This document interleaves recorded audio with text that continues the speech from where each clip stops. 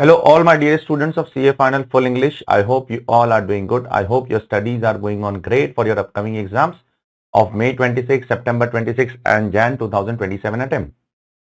So today we are starting with our next revision video, which is on TDS and TCS comprehensive revision videos with great amount of interlinking, especially in full English for all our dear students.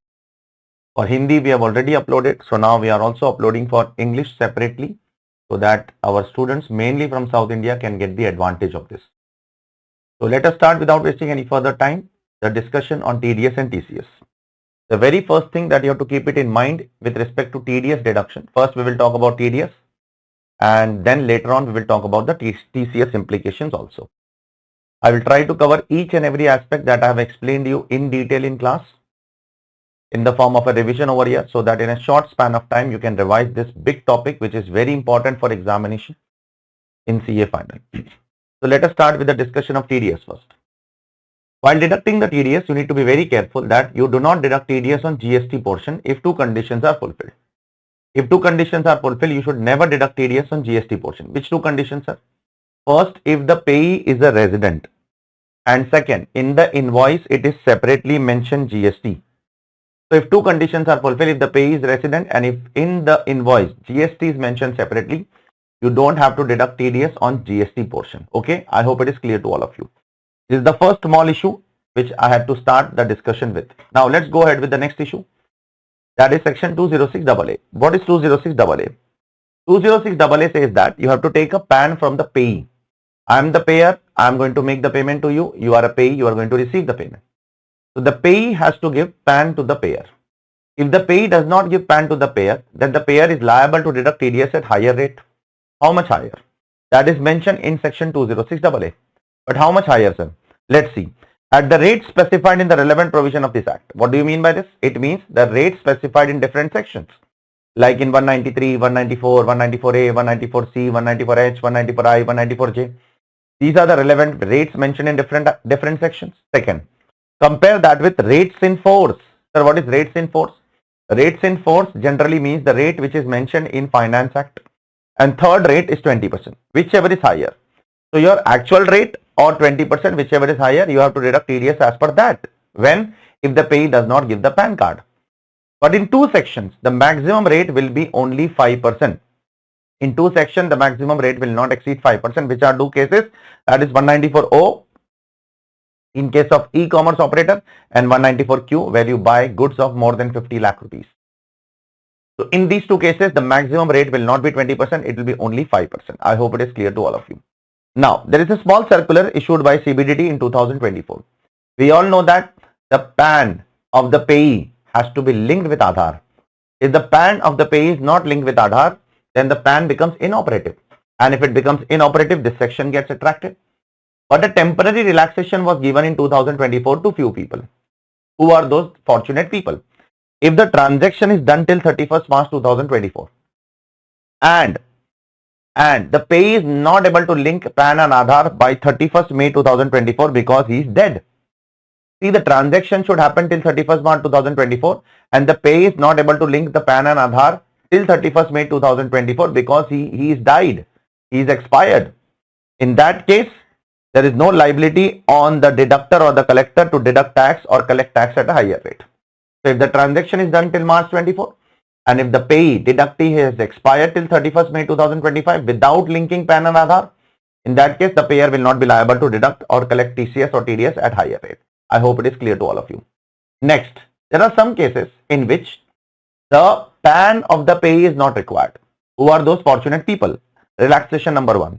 If the payee is non-resident or foreign company and if he is earning 4 incomes, which 4 incomes? Interest, royalty, FTS and capital gains. If the payee is non-resident foreign company and if he is earning these 4 incomes, interest, royalty, FTS and capital gains, there is no need to obtain PAN from the payee. Only some basic details are required, like name of the payee is required, email ID of the payee is required, contact number of the payee is required, address in which he is resident is required, his TRC is required, tax residency certificate, his tax identification number is also required. A PAN number similar to the tax identification number of the country of his residence. If these details are available, the PAN is not required of the non-resident and foreign company. Even if the non-resident and foreign company is not giving PAN, you should not deduct TDS at higher rate. I hope it is clear to all of you. Next one. Second, one more case is there where PAN of the non-resident and foreign company is absolutely not required. Here, though, we don't need these four details also. These four details also not required, which is that second relaxation. Again, the payee is non-resident foreign company. He is earning interest from long-term bonds which are referred in 194 LC. Whichever long-term bonds are referred in 194 LC, which we will see in the chapter of non-resident taxation, which we have already done in class. In that case, the payee is not required to give what? Payee is not required to give the PAN card. Okay. I hope it is clear to all of you. Now, one last thing I would like to discuss before we go ahead with the discussion of section-wise TDS deductibility. The last thing before we can start with section-wise TDS is, when I am deducting your TDS, am I liable to deduct TDS along with surcharge and cess? Remember always. Step by step I will say. If you make payment to non-residents, any kind of payment made to non-residents will be subject to surcharge if applicable. If the limit crosses the surcharge limit, you should deduct surcharge also. So surcharge is if applicable, not always, and cess always. In case of payment to non-resident, surcharge if applicable and cess always. What about resident? Resident can be categorized into two parts. If salary is paid to resident, then the treatment is different. If other payments are made to resident, then the treatment is different. What if I make payment of salary to resident? If I make payment of salary to resident, then in that case, same like non-resident. Surcharge if applicable, cess always. Surcharge if applicable, cess always. What about other payments to residents? Other payments to residents like interest, dividend, royalty, FTS, other payments to individuals will not be subject to surcharge and cess. Will only be the basic TDS rate, no surcharge, no cess. I hope it is clear to all of you. This point is mentioned over here in these 3 points. Now we will start with the TDS section-wise details. First section 192. TDS on salary. Who will deduct? Deductor, any person, generally the employer. Who will be the deductee? Resident, non-resident, both will be covered in this section only. No separate section for non-resident. What is the timing of deduction? Payment basis. 192 talks about payment, not on credit or payment, whichever is earlier. This talks about payment, payment and payment. Rate of TDS, slab rates. Slab rates, slab rates, slab rates. Sir, under which regime I should deduct TDS? New regime or old regime? See, the law says by default I should deduct TDS in new regime. But if the employee makes a declaration to the employer, no, I want old regime, then the employer should deduct as per old regime. But by default, the employer will deduct in new regime only. If the employee gives a declaration, then I will deduct as per old regime. I hope it is clear to all of you. Now, there are a lot of issues, one point which I am going to address to you all one by one now. Suppose there is an employee who has been working in some other company for the last 6 months. Now, in the last 6 months, that other employer has not deducted the TDS. Now, he has joined my company from October. Now, I am making the payment to him. Now, am I obligated to deduct TDS on that salary portion also, which he has earned somewhere else? The answer is I am not obligated. It is optional. If I want, I can. If I don't want, I may not. I am not obligated to deduct TDS on salary which is paid by other employer to my employee. I hope it is clear to all of you. Second issue. Suppose my employee is getting some arrears of salary. Generally, if an employee gets arrears of salary now, then in that case, employees are eligible for relief under section 89(1). So in that case, am I supposed to give the relief also before deducting TDS? The answer is yes. For that, the employee has to give you a declaration in form 10E. If the employee gives you a declaration in form 10E, then yes, you are supposed to give him the relief under 89(1), and then only you should deduct TDS under the income tax law. Third issue. Suppose the employee earns income from other sources also, like PGBP, like IFOS, like HP. Am I obligated to consider the income from all sources and then deduct TDS? And the answer is no. It is again optional for me. If I want, I may consider. If I don't want, I may ignore that thing also. It is not mandatory for me to consider income from all sources. Next one. Suppose my employee has losses. Am I supposed to set off the losses first and then deduct TDS? Or I can ignore the losses and then deduct TDS? See, if the employee has house property losses, and if he gives you the proof of house property losses, like bank interest certificate, etc., then you are supposed to consider only the house property loss, not any other loss. Any other loss you are not obligated to consider. If you want to consider, you can consider, but you are not obligated to consider any other loss. I hope it is clear to all of you. Next one. I am an employer, you are an employee. I am giving you non-monetary perquisite like house, like car, and I am myself bearing the tax. Who is bearing the tax? The employer himself is bearing the tax. Then obviously the employer will not deduct the TDS. So the tax which is paid by the employer is already paid by the employer. There is no need for the employee to pay the tax. In such case, no TDS. Therefore, we have done this in PGBP. Such taxes are disallowed in the hands of the employer under section 40 clause A subclause 5, and such tax is exempt in the hands of the employee under section 10(10)(c). I hope it is clear to all of you. Next one, is the employer supposed to consider 80C, 80D, chapter 6 a deduction? Is the employer supposed to consider house property losses? Is the employer supposed to consider HRA exemption? Yes, the employer is supposed to consider deductions, exemptions, setup of losses, but only if the proofs are submitted by the employee. If employee submits the proof, then employer will consider, otherwise employer will not consider. Next point I have already told you, you can read it. Next one, if a partnership firm gives salary to partner, whether the TDS will be deducted under section 192? The answer is no. The salary paid by the partnership firm to the partner is not salary, it's a PGBP income. We all know that. Partnership firm paying remuneration to employee, it's a PGBP income. Therefore, provision of 192 shall not apply. For such cases, the law has brought a new section 194T, which is a freshly inserted section from 1st April 2025. A new section which is applicable from 25-26. Next one, if you go to a hotel and if the hotel person, that is the hotel, takes some tips from you, service charge from you, and give it to the waiters and other employees, whether that service charge is also subject to TDS. It was held by Supreme Court in the case of ITC Hotels Limited that the amount collected by the hotel from the customer to give as a tip to the employee does not amount to salary. Therefore, TDS is not liable to be deducted under section 192. I hope it is clear to all of you. And one last thing over here is a very important amendment made by Finance Act 2024. Suppose I am an employer, you are an employee, I am paying you 30 lakh rupees salary. Now, you are also earning some other income somewhere else. Suppose you are earning bank interest somewhere else, you are earning some other income somewhere else, you have also bought one car somewhere else of more than 10 lakh rupees. So at other places, you have deducted your TDS from bank, you have collected your TCS from the car dealer. So whether am I liable to give you the credit of the TDS deducted at other places, whether I am liable to give you the credit of TCS collected at other places. Now the question is, till last year, till 30th September 2024, I was allowed to give you the credit of TDS deducted at other places, but I was not allowed to give you the credit of TCS collected at other places.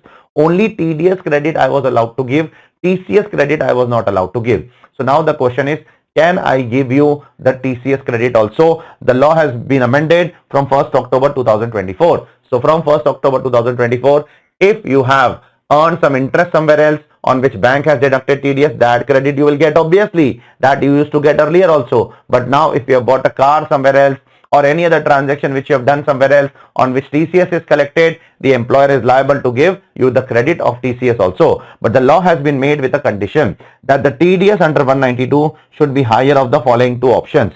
Now in most of the cases, the option 2 will always be higher. In most of the cases, except those cases where there is some other losses. If you have some other losses, then if you have some other sources losses or some other losses which can set off against salary, otherwise in most of the cases the second option will always be higher.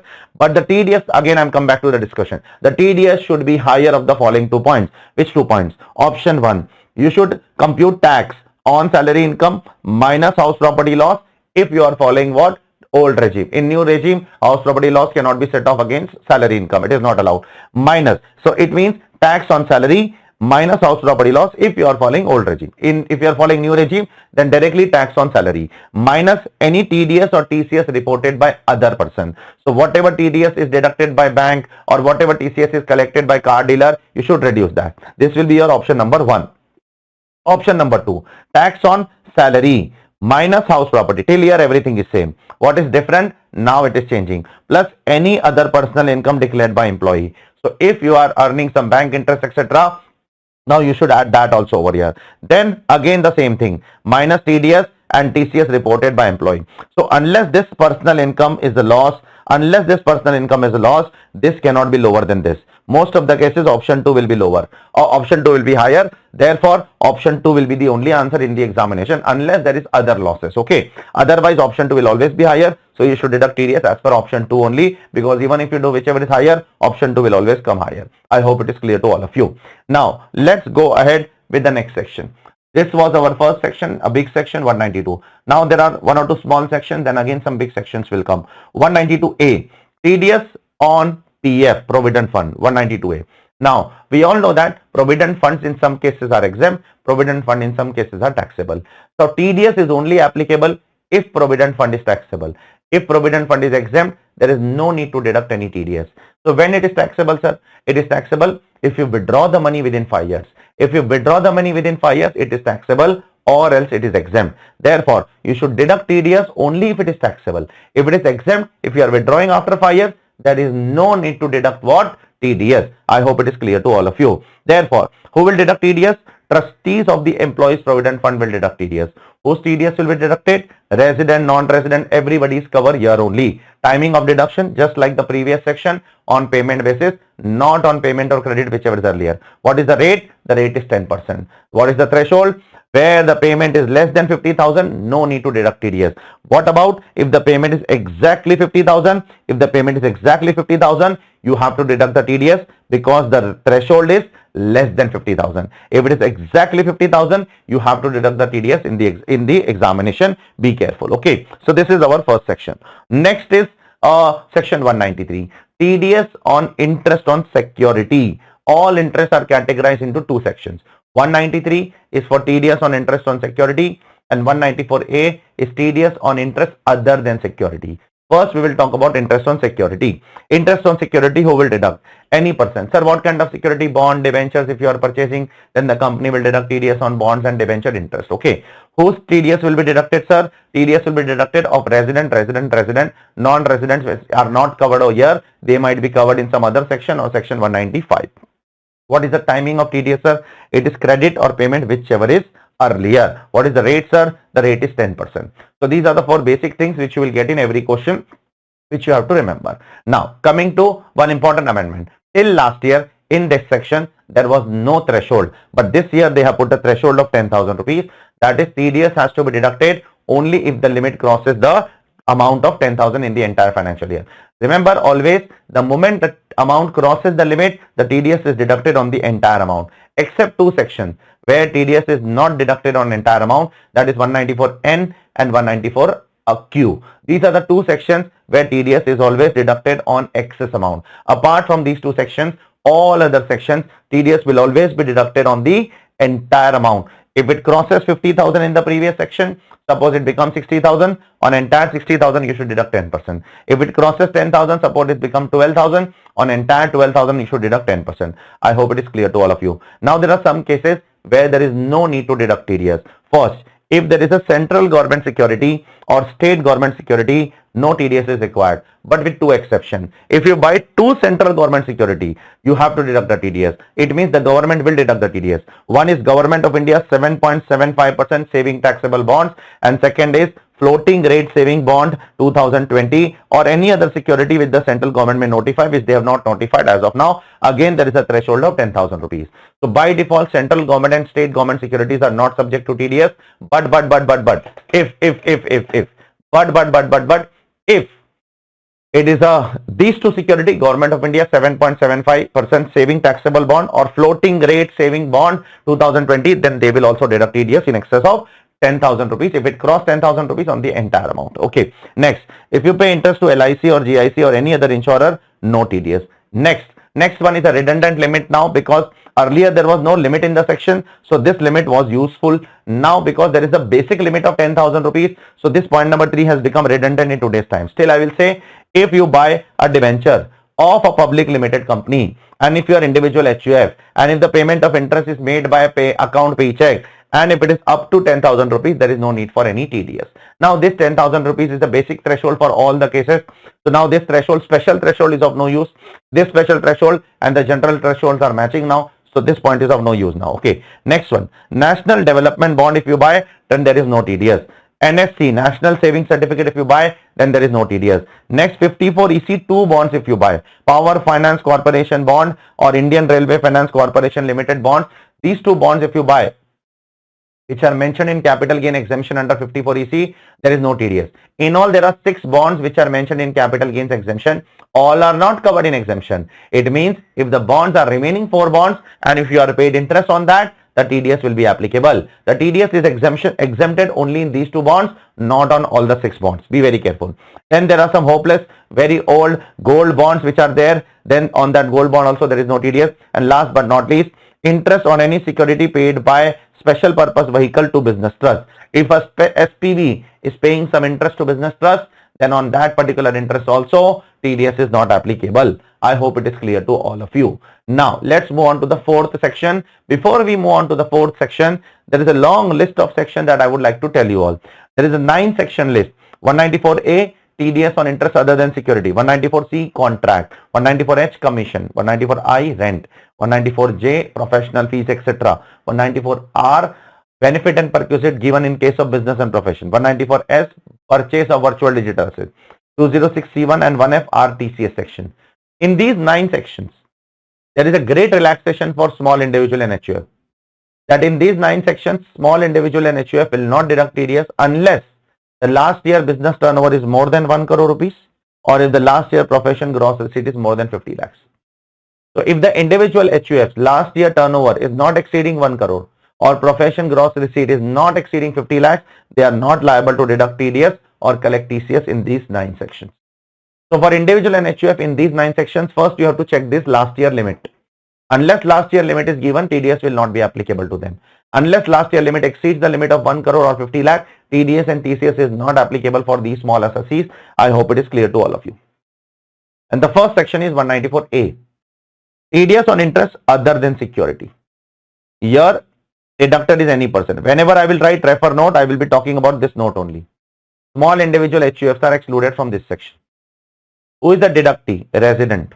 When the TDS will be deducted? Credit or payment, whichever is earlier. What rate? 10%. Now there are 12 cases in which there is no requirement of TDS.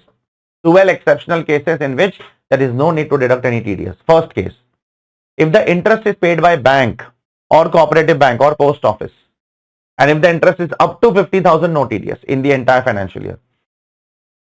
For resident senior citizen, the limit is 1 lakh. Earlier it was 40 and 50,000. Now it is 50 and 1 lakh. For young citizens, 50,000 it has been increased to. For senior citizens who are resident, it has been increased to 1 lakh. This limit 50,000 and 1 lakh is for bank, cooperative bank and post office, if they pay the interest. Second, if any other person pays the interest like NBFC or any person, then the limit was 5,000, it has been increased to 10,000 from this year onward. 10,000 is for everybody. Whether you are young or old, it is 10,000 for everyone. But 50,000 is for young, 1 lakh is for old people, 10,000 is for everyone. Any other case, there is no multiple limit, there is only 10,000. I hope it is clear to all of you. First thing. Second, bank will always deduct TDS on time deposits. Time deposits means fixed deposits and recurring deposit. They will never deduct TDS on saving deposit. That is the reason in point number 5, saving interest is always excluded from here. If you have a saving account, if you are earning interest, that interest is taxable. I am not saying that interest is exempt, but that is not subject to TDS. I hope it is clear to all of you. Further, if the bank is connected through a core banking software system, then the limit of 50,000 and 1 lakh rupees will be counted aggregate of all the payment made by all the branches. For example, if there is a core banking software system in HDFC and I have 2 fixed deposits, one in HDFC Mumbai, one in HDFC Delhi, then HDFC Mumbai, Delhi, both will be aggregated and then the limit will be checked whether it is crossing 50,000 and 1 lakh or not. I hope it is clear to all of you. So this was our first exception. Second exception where there is no TDS, where the interest is paid by us to bank. If we pay any interest to bank, no TDS. Even if we pay to Indian branch of a foreign bank, I am paying some interest to Citibank India, Citibank Guntur branch, Citibank Andhra Pradesh branch, Citibank Tamil Nadu branch, Citibank Bangalore branch, no TDS. If you make any payment to cooperative bank, no TDS. If you make any payment to any financial corporation which is formed by a law, no TDS. If you make any payment to LIC, UTI or any company or cooperative society carrying on the business of insurance. So any company or cooperative society carrying on the business of insurance, no TDS is required if you make the payment of interest to them. Next, when a partnership firm pays interest to partner, no TDS under this section. So if I am a partnership firm, you are a partner, I am paying you some interest, no interest on capital account, interest on current account, interest on loan account, no TDS. But from 1st April 2025, we all know that a new section 194T has come where TDS is applicable when you make the payment of interest to partners, whether resident or non-resident. We will see this section after some time in this today's session only. Next, I have made one chart on cooperative society and cooperative bank. Comprehensive chart, everything is covered in this. Some points I have said, some points I will say now. Like the first 2 points I have already said you in the previous points. When a bank pays interest to customer, they will deduct TDS. The limit is 50,000 and 1 lakh. 50,000 for young people, 1 lakh for senior citizen resident. When a customer pays interest to bank, no TDS. When a customer pays interest to cooperative bank, no need to deduct any TDS. Now some special societies. If I am a primary agriculture society or land mortgage cooperative society, if I make payment to a customer, no TDS. So these are two special society. When they make payment to the interest, payment of interest to their customer, no TDS. Similarly, if a society makes payment to society, no TDS. Or if a society makes payment to member, who is a member? Member means a shareholder. If a society makes payment to member, that is to a shareholder, no TDS. But in these two cases, 3 and 4, if the society is very large, then they are also liable to deduct TDS in these two cases. The large means, in this third and fourth category, large means if the last year turnover of the society is more than 50 crore rupees, they are also liable to deduct TDS, but only if the amount exceeds 50,000 or 1 lakh rupees. So third and fourth case by default exempted. But if they are large cooperative society, then they are liable to deduct TDS. What is the meaning of large? I have told you. Now coming back to the discussion. Last, if a bank, cooperative bank pays to member, then TDS is applicable. If a cooperative society pays to member, then it is exempted in point number 4. But if a bank pays to member, then TDS is applicable in point number 5. I hope it is clear to all of you. Next one, I have already told you, interest on saving account, no TDS. Next, when income tax gives you refund, whether they pay you interest, yes. Whether they will deduct TDS on interest, no. But when they make payment of interest on refund to non-residents, they deduct TDS under 195. For residents, they don't deduct, but for non-resident, they have to deduct under section 195. I hope it is clear to all of you. Next one. There is a case which is going on in Motor Accident Claim Tribunal. Now, Motor Accident Claim Tribunal has passed a claim of 30 lakh rupees. Now, the government is not paying me the claim. 1 month has gone, 2 months has gone, 6 months has gone, 1 year has gone. The government is not paying me the claim. So now there is an interest which is getting accrued on it. So is the government liable to deduct TDS on that interest? Yes, but not on credit basis. Not on credit basis.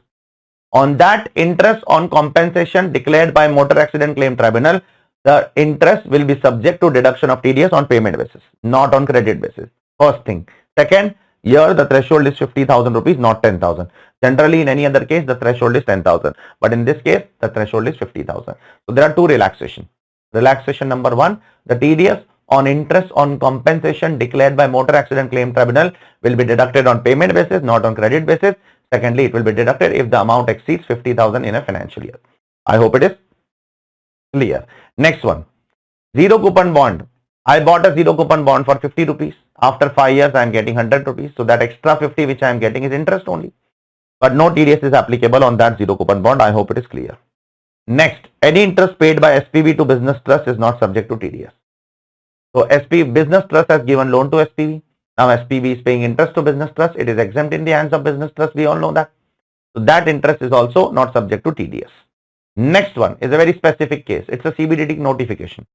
Suppose I am a scheduled bank and you are a scheduled tribe person and you are staying in a specified area and your area is covered under section 1026. So I am a scheduled bank, you are a scheduled tribe person, you stay in a specified area, your area is covered under section 10 clause 26. So whatever interest I will pay you will not be subject to TDS if the payment in the entire year does not exceed how much? 20 lakh rupees. So I'm not getting complete exemption, but I'm getting a great amount of increase in threshold up to 20 lakh rupees. No need to deduct TDS. But the scheduled bank, the payer has to report the amount in TDS returns. So whatever amount I am paying up to 20 lakh rupees to a person who is a scheduled tribe person staying in a specified area covered under 1026, that amount I have to report in the TDS returns. Next one. How does bank computes interest? Generally, bank computes interest on a daily basis. But whether the bank gives you interest on a daily basis? No. Banks gives you interest on a quarterly basis, half yearly basis, yearly basis.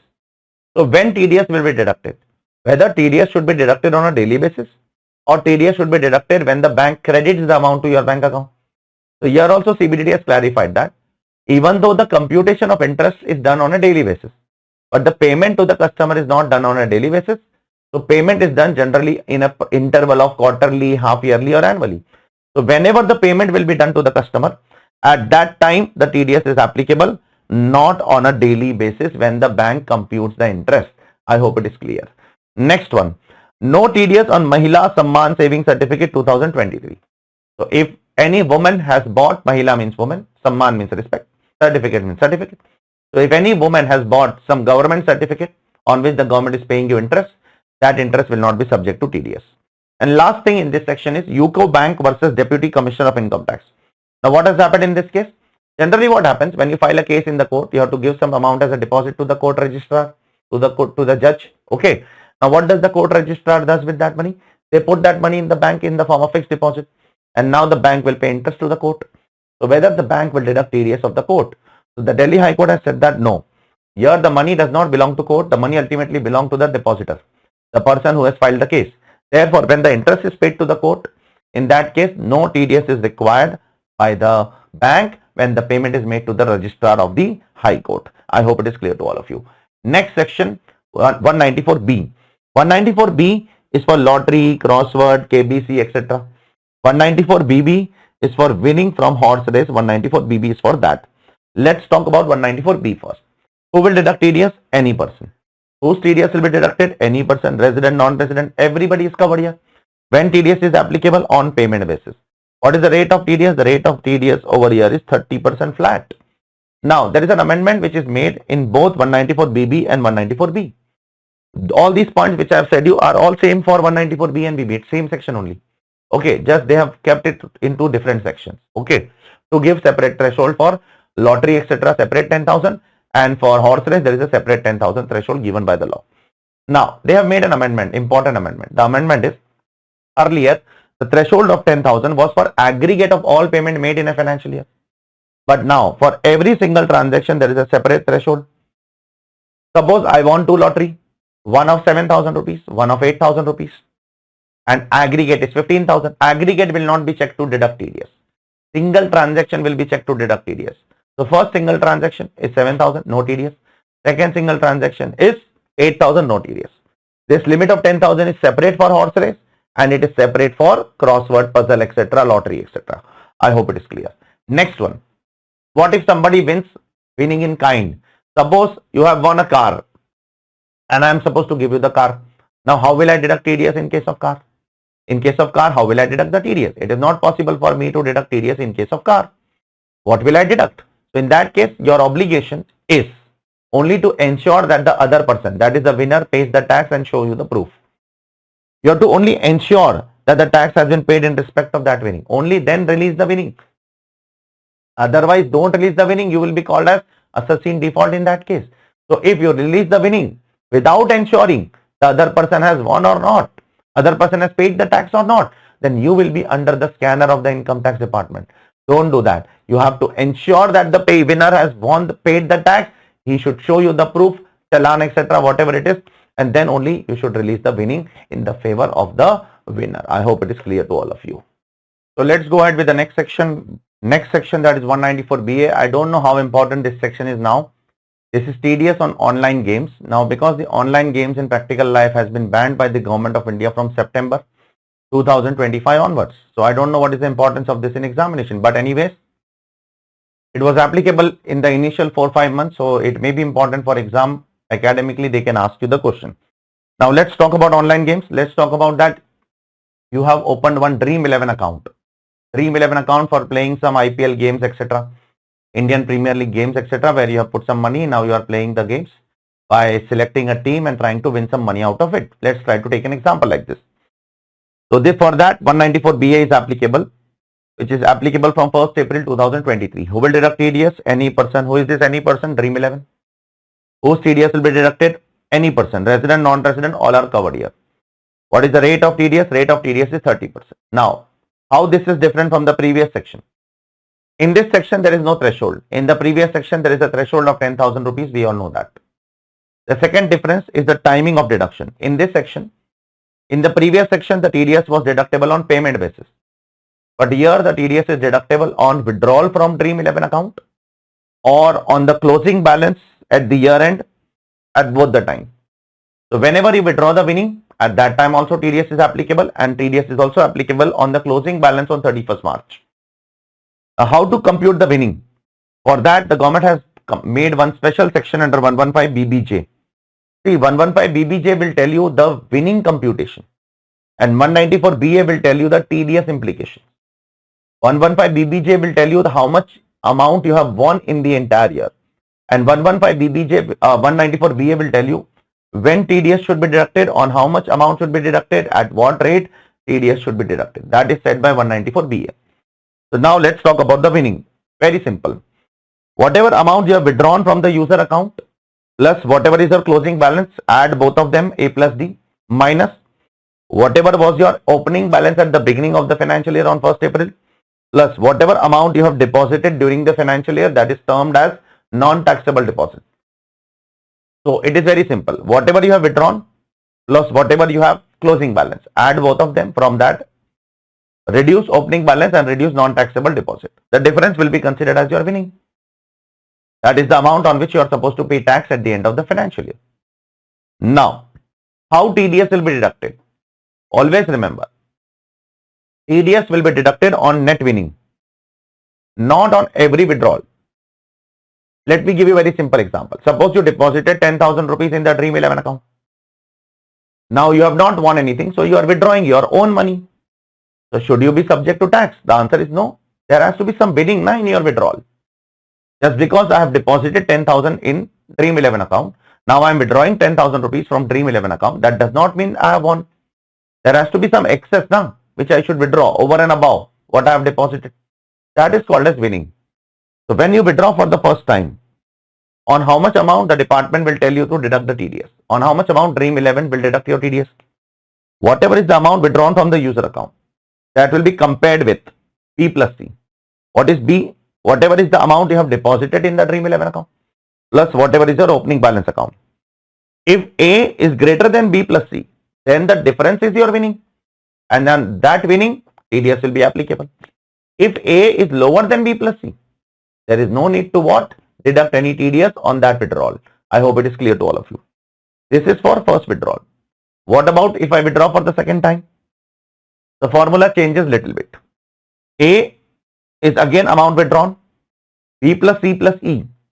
B is again the amount deposited, C is again the opening balance, only E is added. What is E? If TDS is deducted earlier on earlier withdrawal, then that much should be withdrawn, because in A you are taking aggregate withdrawal, and if in the previous withdrawal if TDS was deducted, and in aggregate withdrawal you are again taking the entire aggregate withdrawal of the entire year, there can be duplication of TDS. So therefore, if any TDS is deducted earlier, you should reduce from A. This you will continue for subsequent withdrawal, second time, third time, fourth time, fifth time, sixth time, seventh time, as many times as you withdraw. Then at the year end, on the closing balance, TDS will be applicable. When?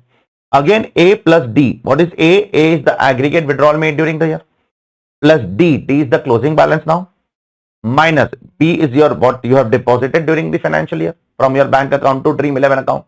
You might have transferred some money. Then C. What is C? C is your opening balance, and E is again what you have paid tax on earlier. So whatever is the difference amount, if it is positive, you will be subject to TDS. If it is not positive, you will not be subject to TDS. As simple as that. Now there are some issues over here. So TDS is deductible in 3 steps: first withdrawal, subsequent withdrawals, and closing balance. Now, if you have multiple user accounts, then all user accounts by the company will be considered together. They will aggregate all the user account, and then they will compute your deposit, they will compute your opening balance, they will compute your withdrawal. Suppose I have made two Dream 11 account in what? With my same PAN number. My same PAN number, I have made 2 Dream 11 accounts. So they will aggregate all the deposits, all the withdrawal, all the opening balances, and then they will compute whether TDS is applicable or not. Next, what if I am winning something in kind? Again, the payment can be cash, the payment can be in kind. If it is in kind, then the rule is same, like lottery. Dream 11 has to ensure that the payee has paid the tax. Once payee has paid the tax, after that Dream 11 will give you the what? Will give you the winning. Before that, they are not allowed you to give you the winning. Next one. Sometimes what happens? They give you some bonus. Suppose I opened a Dream 11 account, and for 1 year, 1.5 years, I am not playing anything. So they give you some bonus. Say 500 rupees they gave you as a bonus. 1000 rupees they gave you as a bonus. What is the treatment of that bonus? Now the law is very clear. The law is saying, CBDT has issued a circular saying that if that bonus is withdrawable, if you can withdraw that in your bank account, then that is also taxable. But if it is non-withdrawable, it means it is only given for playing the game, then it is not taxable. So rule is very simple. If it is withdrawable, then it is taxable. If it is non-withdrawable, then it is not taxable. Next one. If I take a loan and then I put that money in the bank, in the Dream 11 account, and then I withdraw that, will that also be taxable? The answer is no. Whether you put your own money and in the Dream 11 account and you withdraw the money, then also not taxable. If you take a loan, put the money in the Dream 11, and if you withdraw, then also not taxable. What is taxable, again and again I am saying, is the winning. If you take a loan, you put 10,000 rupees and you withdraw 15,000, then 5,000 is taxable. Whatever excess you earn by playing the game, that will be subject to tax. Just because you are taking a loan and putting the money and then withdrawing the same loan amount, nothing excess, that will not be subject to TDS. One last thing, they have given a small threshold over here, very small threshold. No TDS if the amount withdrawn does not exceed 100 rupees in a month. If these three conditions are fulfilled, no TDS. Suppose in the first month I earned 90 rupees, so no TDS. I withdraw 90 rupees, no TDS. Suppose next month I earned another 20 rupees. So my amount exceeds 100, now TDS will be applicable. Now TDS will be applicable from next month onwards. And suppose the Dream 11 does not have sufficient money in the account of the account holder. So in that case, what to do? The Dream 11 has to take the responsibility of paying the difference tax. That is a very dangerous point.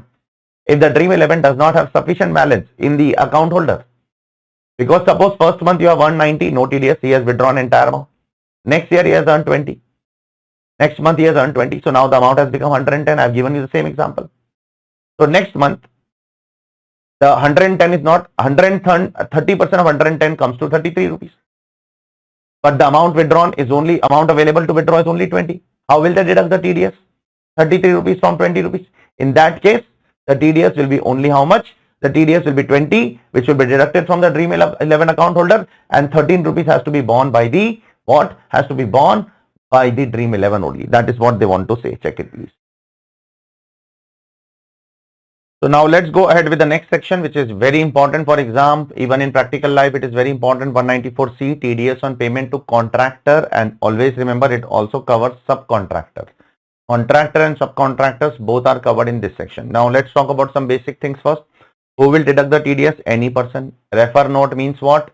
Small individual HUFs are not covered here also. Okay. What do I mean by small individual HUF? One more time I will say, if the last year business turnover is up to 1 crore, or if the professional gross receipt is up to 50 lakh, you are called as small individual HUF. You are out of this section. Who is the deductee? Only resident. Non-residents are not covered. Non-residents contract will go under 195. When TDS will be deducted? Credit or payment, whichever is earlier. What is the rate? There are two rates over here. If you make payment to individual or HUF, the rate is 1%. If you make payment to any other payee other than individual and HUF, the rate will be 2%. I hope it is clear to all of you. Now, what are the thresholds? The thresholds are also two. If a single payment exceeds 30,000, you have to deduct TDS. If single payment does not exceed 30,000, then the aggregate payment in the entire year should exceed how much? 1 lakh rupees. Okay. So if the single payment exceeds 30,000, deduct TDS at that time. Or if single payment does not exceed, when aggregate exceeds 1 lakh rupees, deduct that time. When it exceeds 1 lakh rupees, you have to deduct on the entire amount. The moment it crosses 1 lakh rupees, you have to deduct TDS on the entire amount, not only on the excess amount. Now, some relaxation again to individual HUF. Individual HUF, small individual HUFs are not covered. Now, even if the last year turnover is more than 1 crore or more than 50 lakhs, even then some individuals are not covered if they make payment for personal purpose. So if you make any payment of personal purpose, 194C is not applicable. So 194C is not applicable to individual HUF because of two reasons. One, because the last year turnover is not exceeding. Second, because it is personal reason.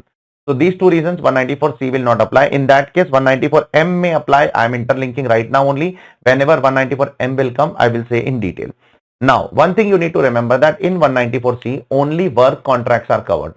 Only service contracts are covered. No goods contract. If you are entering into a contract with a person to buy some goods, then 194Q may apply. 194C will not apply. 194C is only applicable to work contract. Therefore, the question will come, what do I mean by the term work? The term work is defined in an inclusive manner in section 194C itself. Sir, what does work include? First of all, advertising related services will cover here. Broadcasting, telecasting, including production of programs will all get covered under 194C. Similarly, carriage of goods and passenger by any mode other than railways, except railways. Railway belongs to Government of India, therefore no TDS shall be applicable in that case. Other than that, roadways, waterways, airways, all three kind of transportation service which you take for passenger or for goods, you will be liable to deduct TDS under 194C. Next is catering services will also be subject to 194C.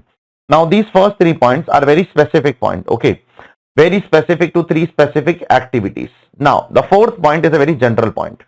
Manufacturing or supplying a product according to the requirement or specification of a customer by material purchased from such customer. Now what do I mean by this?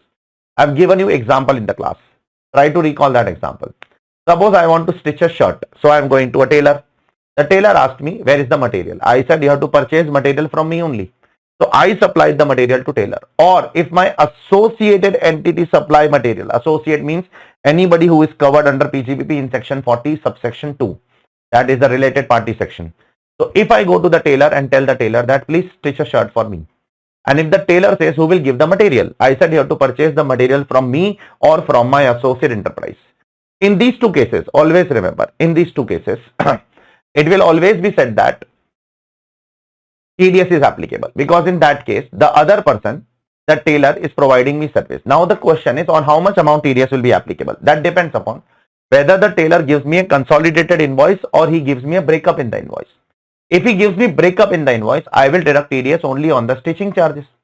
But if he does not give the breakup to me, he gives me a consolidated invoice, then I am under an obligation to deduct TDS on the entire amount. Be very careful, okay? Therefore, when TDS will not be applicable? TDS will not be applicable only in one circumstance. That is if that I go to the tailor and tell him I want a shirt. He asked me where is the material. I told him you purchase material from third party. Don't purchase from me. Don't purchase from my associate enterprise. Purchase from some third party.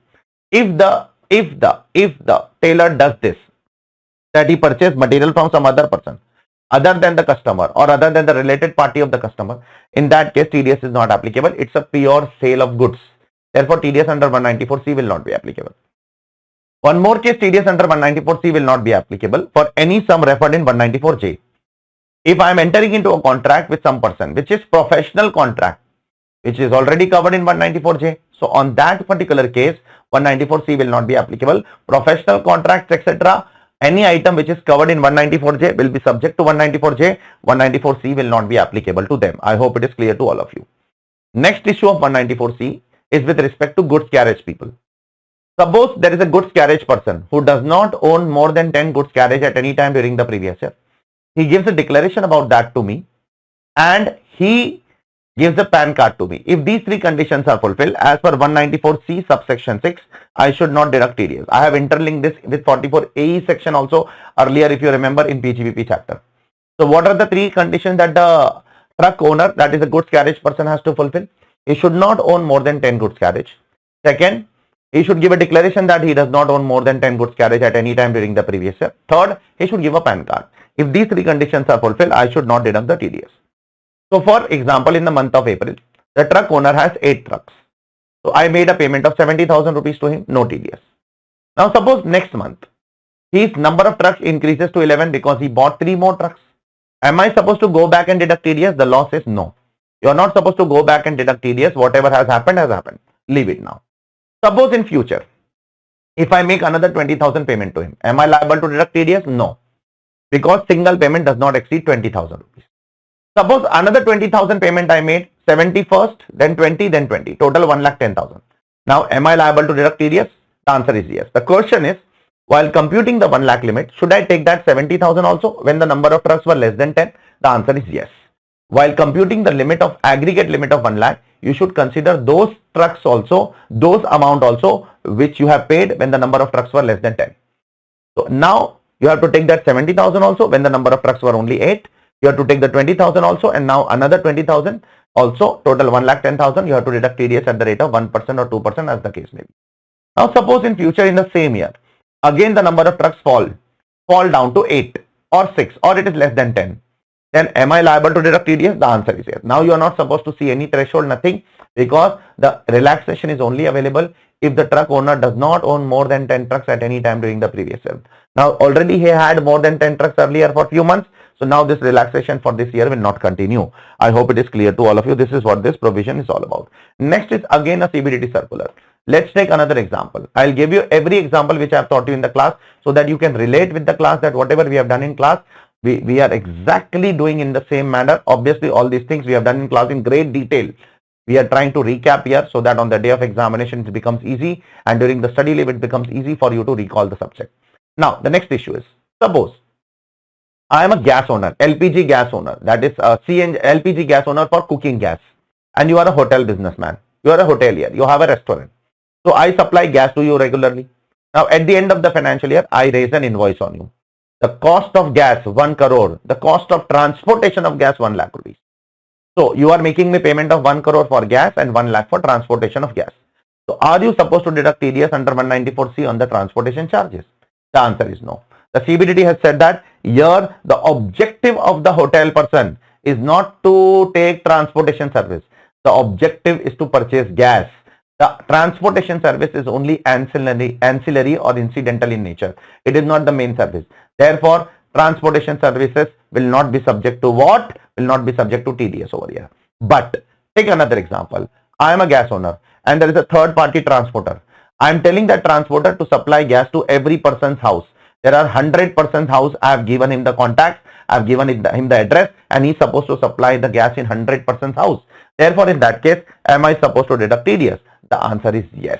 Because in that case, there is a specific service which he is doing for me, that is only transportation. In that case, the objective of that particular third party is not to purchase gas, but to give me transport service. In that case, I will deduct the TDS. I hope it is clear to all of you. Next case is a very important Gujarat High Court judgment, which has a link with tax audit report also. In the tax audit, we have done one case study based on this particular case law. Remember, Shri Mahalakshmi Transport Company. Sir, what is this case study, sir?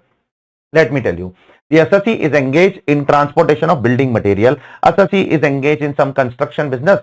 So the transportation of building material from one place to another is a very routine work of the assessee. Now, for that purpose, the assessee has hired some dumper, etc. for transportation of building material. Now, the assessee was making an argument that I have not taken what? I have not taken the dumper on rent. Therefore, I will not deduct. I have taken the dumper on rent. Therefore, I will not deduct the TDS under 194I. So, there was a debate between whether the TDS will come under 194I or 194C. 194I is for when you take a plant and machinery on lease, and 194C when you take a service on contract. So, therefore, the objective over here of the assessee is to take plant and machinery on lease or is to take service on contract. So, the court has held that here your objective is not to take a plant and machinery on lease. You are not taking dumper on lease, but you are taking service contract from a dumper person who will transport your building material from one place to another. Therefore, 194C will apply. In such cases, in tax audit report, I have told you that if there is a difference in opinion between the assessee and the auditor, it is the obligation of the auditor to mention this difference in opinion in the tax audit report. In Form 3CA, in Form 3CB, they have to mention this difference in opinion in the tax audit report. I hope it is clear to all of you. Now, some small sections will come one by one. Let's try to address them. 194D, TDS on insurance commission, excluding reinsurance. Reinsurance commissions will not be subject to TDS. Be very careful. Now, who will deduct TDS?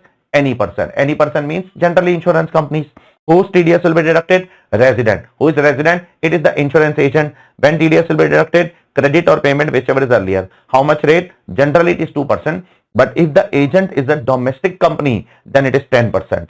Generally it is 2%. But if the agent is domestic company, then 10%. The threshold is also increased from 15,000 to 20,000 in Finance Act 2025. The threshold over here is increased to 20,000 rupees from 15,000 in this year. Next section, 194DA. TDS in respect of life insurance policy. This is which TDS, sir? I am a policy holder. There is a life insurance company. If they are making me payment, then they will deduct my TDS. But always remember, they will deduct my TDS only if the life insurance policy is taxable in my hands. If it is exempt under 1010 DINA, then they are not liable to deduct TDS. And when they are exempt, For that, you need to know the policy period. If the policy is issued between 2003 to 2012, then the annual premium should not exceed 20% of sum assured. Then it is exempt. If it is exempt, no TDS. If the policy is issued between 12 to 13, 1 year, then the annual premium should not exceed 10% of sum assured. If the policy is issued after 2013, then for normal person it is 10% of sum assured. For disabled person it is 15% of sum assured, if you remember. And after 2023, you have to check percentage criteria as well as amount criteria. If the life insurance policy is issued on or after 1st April 2023, the percentage criteria should also be fulfilled, and the aggregate annual premium should not exceed how much? 5 lakh rupees, if you remember. Then it is exempt. Otherwise it is taxable. If it is exempt, the question of TDS does not arise only. If it is taxable, then only question of TDS arise. Now who will deduct TDS? Any person. Any person means life insurance company. Whose TDS will be deducted? Resident. Resident means the policy holder. What is the timing of deduction? Here it is payment, payment, payment, not credit. What is the rate? It is 2% only of net income. What is net income? Net income is amount paid by the life insurance company on maturity, etc., minus whatever amount you have paid, aggregate premium you have paid over the years. The difference between the two will be called as net income. Okay. If this net income is there, on that net income 2% TDS will be deducted by the company. What is the threshold? The threshold over here is 1 lakh rupees, and it is again less than 1 lakh. It means if it is exactly 1 lakh, you have to deduct TDS. I have told you there is only 2 sections in which they have used like this. That is one in PF section. Go back and check. Pause the lecture. Go back and check. In 192A also they have written less than 50,000, and in 194DA also they have written less than 1 lakh. Rest all section they have written up to, or does not exceed. It means in all other section the TDS will be deducted if it exceeds that amount, but in these 2 sections TDS will also be deducted on the exact amount. One more important thing that I need to tell you, this threshold and this net income is different. This net income is the difference between the amount paid by the company minus amount paid by you in the form of premium, but this threshold is nothing but the amount paid by the company. So this is not net income. This, for checking the threshold, you have to check the payment made by the company, but to deduct the tax you have to deduct TDS on the net income, not on the entire amount paid by the company. I hope it is clear to all of you. Next one, 194G, TDS on commission, etc., on lottery tickets. On lottery tickets, who is giving commission? Any person, like generally state government or distributors gives commission to the lottery agents. Who is the deductee? Lottery agent. What is the status of the lottery agent? Resident, non-resident, it can be anything. What is the timing of deduction, credit or payment, whichever is earlier? What is the rate of TDS? It is 2%. What is the threshold? Threshold is 20,000 rupees. Here also the government has increased the threshold from 15,000 to 20,000 from 1st April 2025. Next one is a very important section, 194H. This is on commission other than insurance commission, because for insurance commission already a section is there, 194D, and it also covers brokerage. Who will deduct TDS? Any person. Refer note means small individual HUFs not covered. Who's the deductee? Deductee is resident. When TDS will be deducted? Again credit or payment, whichever is earlier. What is the rate of TDS? 2%. What is the threshold? 20,000. Here also the threshold has been increased from 15,000 to 20,000 rupees from 1st April 2025 onwards. I hope it is clear to all of you. Now, there are some specific points that I have to say one by one. First, I am a BSNL, Bharat Sanchar Nigam Limited, Government of India Telecom Company, or MTNL, Mahanagar Telecom Limited. I am a state government company, Maharashtra, Mahanagar Telecom Limited is a Maharashtra Telecom Company. If they are paying some commission to their PCO franchise, who is running their franchise of running PCO, that commission will not be subject to TDS. I hope it is clear to all of you. Next, if a company gives commission to directors, generally if a company gives commission to directors and if it is over and above salary, it will go to 194J. It will not come over here. And if it is a part of salary, then it will go to 192. It has nothing to do with 194H. If the company is giving some salary, which is some commission, which is a part of the salary, it will go to 192. If it is over and above salary, it will go to 194J. Next one, when you purchase or sell equity shares, etc., in the stock market, that is in short securities in the stock market, do you pay brokerage to them? The answer is yes. Is that brokerage subject to TDS? The answer is no, never ever. You should never deduct TDS on commission on brokerage of securities. Similarly, when you buy and sell commodity in the commodity market, are you supposed to deduct the brokerage TDS on that? The answer is yes. In that case, You are liable to deduct TDS on what? On the brokerage on commodity market. But the TDS is not applicable on brokerage on security market. On commodity market it is applicable. On security market it is not applicable. Now, some common points which will repeat again and again, like there is an airline company, Indigo. There is a travel agent, Make My Trip, and I am a customer. I paid some money to Indigo. I made some money to Make My Trip of 12,000 rupees for Bombay to Delhi. Make My Trip will deduct 2,000 commission and will give to Indigo. Whether that is also subject to TDS, the answer is yes. Whether retention of commission by Make My Trip is also subject to TDS, the answer is yes. I will not pay to Indigo, I will pay to Make My Trip. And Make My Trip will give the balance amount to whom? To Indigo. Which is over and above the base price they will give to Indigo, that is also subject to TDS. CBDT has issued a clarification in long back in 1991 that even retention of commission is subject to TDS. I want to sell some goods. So I told my consignee, that is my agent, that you have to sell my goods. I gave him goods of worth rupees 1 lakh. I told him you sell for 1 lakh 10,000. 10,000 you keep as your commission and balance 1 lakh you give it to me. He sold the goods. He kept the 10,000 rupees as a balance and balance 1 lakh rupees he gave me. He retained 10,000 rupees. Whether that 10,000 rupees is also subject to TDS, the answer is yes. Always remember, for deducting TDS under 194H, there needs to be a principal-agent relationship. If there is a principal-agent relationship, TDS is applicable. If there is a principal-principal relationship, TDS is not applicable. Sir, what is the difference between principal-agent and principal-principal relationship? Let me give a very simple example. This is a bottle which I am giving to my agent and I am telling, try to sell this. If you are able to sell, great. If you are not able to sell, give it back to me. This is principal-agent relationship. He is taking this bottle like an agent. He is trying his best to sell. If he is able to sell, he will sell, or else he will give it back to me. In that case, if he sells and if he retains some commission, it is subject to TDS. Then what is principal-principal relation? Principal-principal relationship, I will say, take this bottle, this is yours now. If you are able to sell, great. If you are not able to sell, you keep it yourself. It is your purchase. It has become a part of your stock. It has become part of your purchase cost. It is your obligation to sell this bottle. I will not take it back. This is principal-principal relationship. In that case, whatever amount extra you pay to the other person, that will not be subject to TDS. Now, based on this, there are many case laws over here. First, Director Prasar Bharati. This is Doordarshan. There are 3 people over here. I am Doordarshan. There is an advertising agency and there are brands over there. Pepsi, Coca-Cola, etc. Brands are there. Those advertising agency is a middleman who is getting brands for advertisement in Doordarshan television. So I am Doordarshan. There is an advertising agency. They are getting brands. Brands are making payment to advertising agency. Advertising agency is deducting the TDS. Is deducting the commission and making the balance payment to Doordarshan. Whether that commission which is deducted by the Doordarshan will be subject to TDS, the answer is yes. Why? Because it is retained by advertising agency and it is written in their contract that they are working on principal-agent relationship. Therefore, any amount retained by that advertising agency on behalf of Doordarshan on the basis of principal-agent relationship will be subject to TDS. Check please. Similarly, there was another case, Ahmedabad Stamp Vendors Association. In that it was proved that the stamp vendors and the associations were having a principal-principal relationship. If there is a principal-principal relationship, it means they were purchasing the stamp, they were not taking on an agent basis, they were purchasing the stamp and then selling it. If they are not able to sell, it is their stamp. In that case, it is principal-principal relationship, therefore TDS will not be applicable in this case. Similarly, in case of Bharti Cellular versus Assistant Commissioner of Income Tax 2024 Airtel case law, what has happened in this case? In this case also, they have proved that this does not reflect a fiduciary capacity. 194H is not applicable. Bharti Cellular, that is Airtel, was selling SIM cards to the distributors. It was not giving on principal-agent relationship.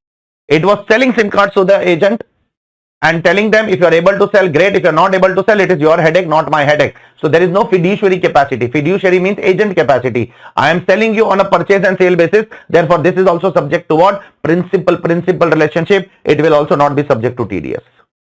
Now, very important case law of Singapore Airlines Limited, KLM Royal Dutch Airlines versus CIT, British Airways PLC 2022.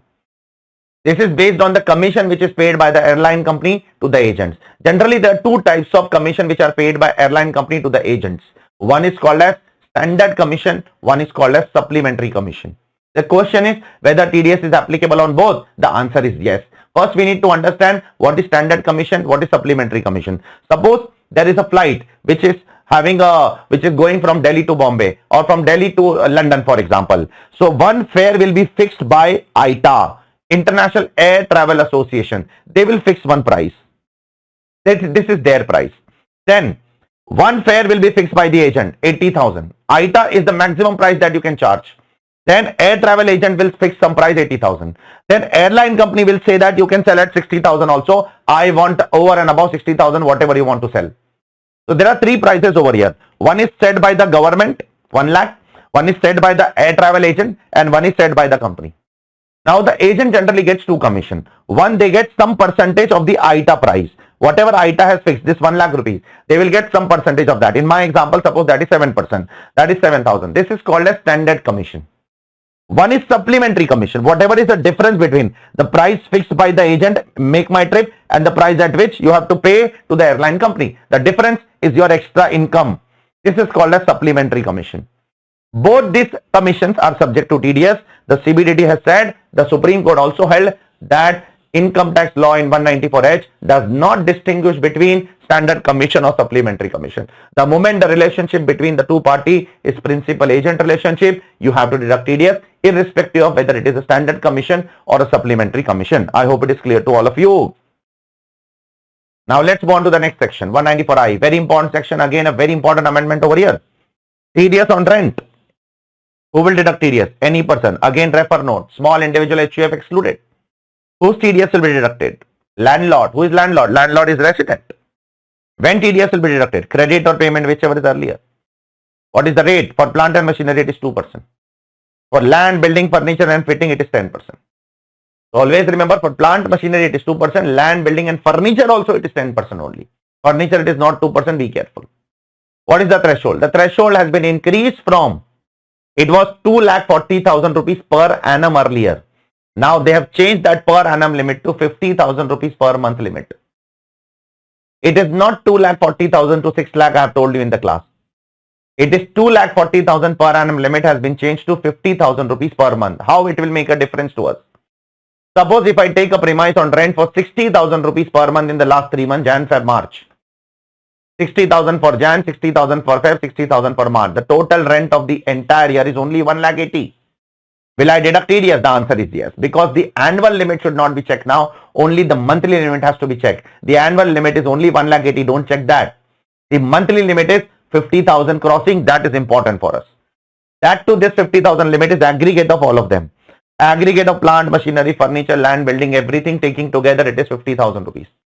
If I have taken a premise on rent from someone, along with that, that person is also giving me some plant and machinery, furniture, etc. I will aggregate all of them and check that how much, whether it is crossing 50,000 or not. If it is crossing 50,000, I am liable to deduct TDS. Then I will segregate the payment. How much is for land, building and furniture? How much is for plant and machinery? Accordingly 2% and 10%. I hope it is clear to all of you. But the limit has to be computed aggregate. Next, will I deduct TDS on advance rent? The answer is yes. If you pay TDS, if you pay rent in advance, you are liable to deduct TDS. Will I deduct TDS on warehousing charges? The answer is yes. Even if I take a warehouse on rent, I am liable to deduct TDS. Will I deduct TDS on non-refundable deposit? The answer is yes. If you give any non-refundable deposit to any of your landlord, you are supposed to deduct TDS on non-refundable deposit also. Non-refundable deposits are nothing but deposits are in the form of rent only. If the deposit is refundable, there is no need to deduct TDS. I hope it is clear to all of you. Now, some circulars of CBDT. First circular. I am taking a cold storage warehouse to store some products. Whether TDS will apply under 194C or 194I, CBDT has clarified that if you take a cold storage warehouse for storing some product, for preserving some product, your objective is not to take a place on rent, but your objective is to store your product in a safe place, and your objective is to take a service, not to take a place on rent. Therefore, the TDS will be deducted under 194C and not under 194I. 194C will apply, 194I will not apply. Here the objective is not to take place on rent. Here the objective is to take a premise where my product can be preserved. Your objective is service. I hope it is clear to all of you. Next one. A relaxation if the lesser is located where? Is located in an IFSC unit. If the lesser is located in an IFSC unit and it is engaged in the lease of aircraft for any of the 10 years for which it is claiming 80 LA deduction. Listen carefully. I am a lessee, you are a lessor. You are located in IFSC first of all. Second, you are leasing me aircraft. Third, you are claiming deduction under 80 LA, which is a 10-year tax holiday period. During that period, if I make you any payment of lease rentals, I am not liable to deduct TDS under 194I. I hope it is clear to all of you. Next one, Japan Airlines versus Commission of Income Tax. What has happened in this case? Japan Airlines is landing their flight in Bombay Airport, in Mumbai Airport. Now, on Mumbai Airport, the Airport Authority of India, they are making payment of landing and parking charges to Airport Authority of India. Whether the TDS will be applicable under 194C or I, the Supreme Court held that in that case, the Bombay Airport is not only giving you premise on rent, but also giving you lot of other services. Therefore, the provision will not apply. Therefore, the provision of 194C will apply and 194I will not apply in this case. Next one, similarly, I am Airtel. I want to install a network tower on your building. If I am installing a network tower on your building and I am taking a premise on rent, in that case, the TDS will be deducted at 2% because here the main objective is renting of plant and machinery. Here the main objective is to take a place for installing plant and machinery. Therefore, TDS will be deducted under 194I at 2% and not at 10%. And last but not least, if there are two co-owners, I am a tenant, you are two co-owners, husband, wife. If I make 30,000 payment to wife, 30,000 payment to husband, whether the limit of 50,000 is applicable individually to both of them or should I aggregate that? The limit of 50,000 is applicable individually to both husband and wife. Check it please. Very important. Allahabad High Court judgment. The limit of 50,000 is applicable separately for husband and separately for wife for the purpose of TDS. I hope it is clear to all of you. Let's move on to the next section, 194IA. What does 194IA says? When you buy an immovable property other than rural agricultural land, any immovable property you buy whose value is 50 lakh rupees or more, you are supposed to deduct TDS at the rate of 1%. So what is not included in TDS? If the land and building is a rural agricultural land, no TDS. Or if the land and building is less than 50 lakh rupees value, no TDS. Otherwise, every time you are supposed to deduct TDS. Who will deduct? Any purchaser other than 194 LA. Sir, what is 194 LA? That is compulsory acquisition cases where the government deduct your TDS on compulsory acquisition of your immovable property, that we will see after some time. Who is the seller? The seller is supposed to be resident. That's it. The seller is supposed to be resident. The buyer can be any person, the seller has to be resident. When TDS is applicable? On credit or payment, whichever is earlier. On how much amount TDS is applicable? 1% of the consideration or stamp duty value, whichever is higher. Whichever is higher, TDS is applicable on that. If the consideration is higher, then on consideration. If the stamp duty value is higher, then on stamp duty value. If both are less than 50 lakh, no TDS. If the consideration is 55 lakh, stamp duty value is 45 lakhs. I will deduct TDS on 55 lakhs. If either of them is 50 lakh or more, I will deduct TDS. If both of them are less than 50 lakh, I will not deduct TDS. Or if the land is a rural agricultural land, I will not deduct TDS. These are the only exceptions. Now, suppose there are two buyers here and there are two sellers here. The property value is 70 lakhs. Husband, wife, husband, wife. Buyers are husband, wife, sellers are husband, wife. Buyers are co-owners, sellers are also co-owners. Now, husband is giving money to husband 35 lakhs, wife is giving money to wife 35 lakhs. Whether TDS will be applicable? Yes. After Finance Act 2024, I have to aggregate all the buyers and check whether the limit is crossing 50 lakh or more. If yes, deduct TDS. Or if here the limit is not crossing, I have to aggregate all the sellers and check if the limit is crossing. If either of the limit is crossing, I am supposed to deduct TDS. You are not supposed to check how many buyers are there and how many sellers are there. You are supposed to check the property value. The property value, the purchase consideration has to be 50 lakh or more, or the stamp duty value has to be 50 lakh or more. If either of the two amount is 50 lakh or more, you are liable to deduct TDS. Sir, what if I purchase from non-resident? If you purchase from non-resident, then TDS under 195 will apply. This section will not be applicable. Sir, what if the property is located outside India? Property can be located anywhere in this world. Property can be located on Moon, on Mars. I am not interested. The seller has to be resident. The location of property is not relevant. Even if the property is located outside India, the buyer has to deduct TDS if the seller is a resident. I hope it is clear to all of you. Next, whether I am liable to obtain TAN? No, TAN is not required in this section. Only fill a form, very simple form, form 26 QB. That is sufficient enough. No need to obtain TAN separately for the purpose of deducting TDS under this section. Next, where I'm making payment in multiple parts. Suppose I bought a property of 2 crore rupees and I'm making payment of 40 lakh, 40 lakh, 40 lakh, 40 lakh, 40 lakh 5 times. Then not every time you are making a payment, you are liable to deduct TDS and not at the final payment of portion. Not at the time of making the final portion of the payment. Every time you are making a payment, you are liable to deduct the TDS. I hope it is clear to all of you. Next one I have already addressed. If there is joint buyer and joint seller, what to do. Next one, if you are buying the property as a capital asset or if you are buying from a builder as a stock in trade, you are buying from a developer as a stock in trade, in both the cases TDS is applicable under 194 IA. And last but not least, the TDS is 1% of the stamp duty value or 1% of the consideration, whichever is higher. The question is, what do I include in consideration?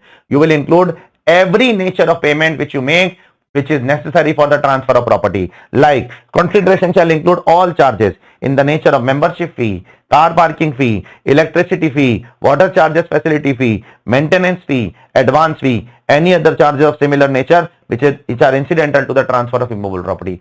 All expenses which are necessary for transfer of property shall be included in consideration, and then check 50 lakh is happening or not. If it has happened exact 50 lakh or more, exact 50 lakh also TDS is applicable.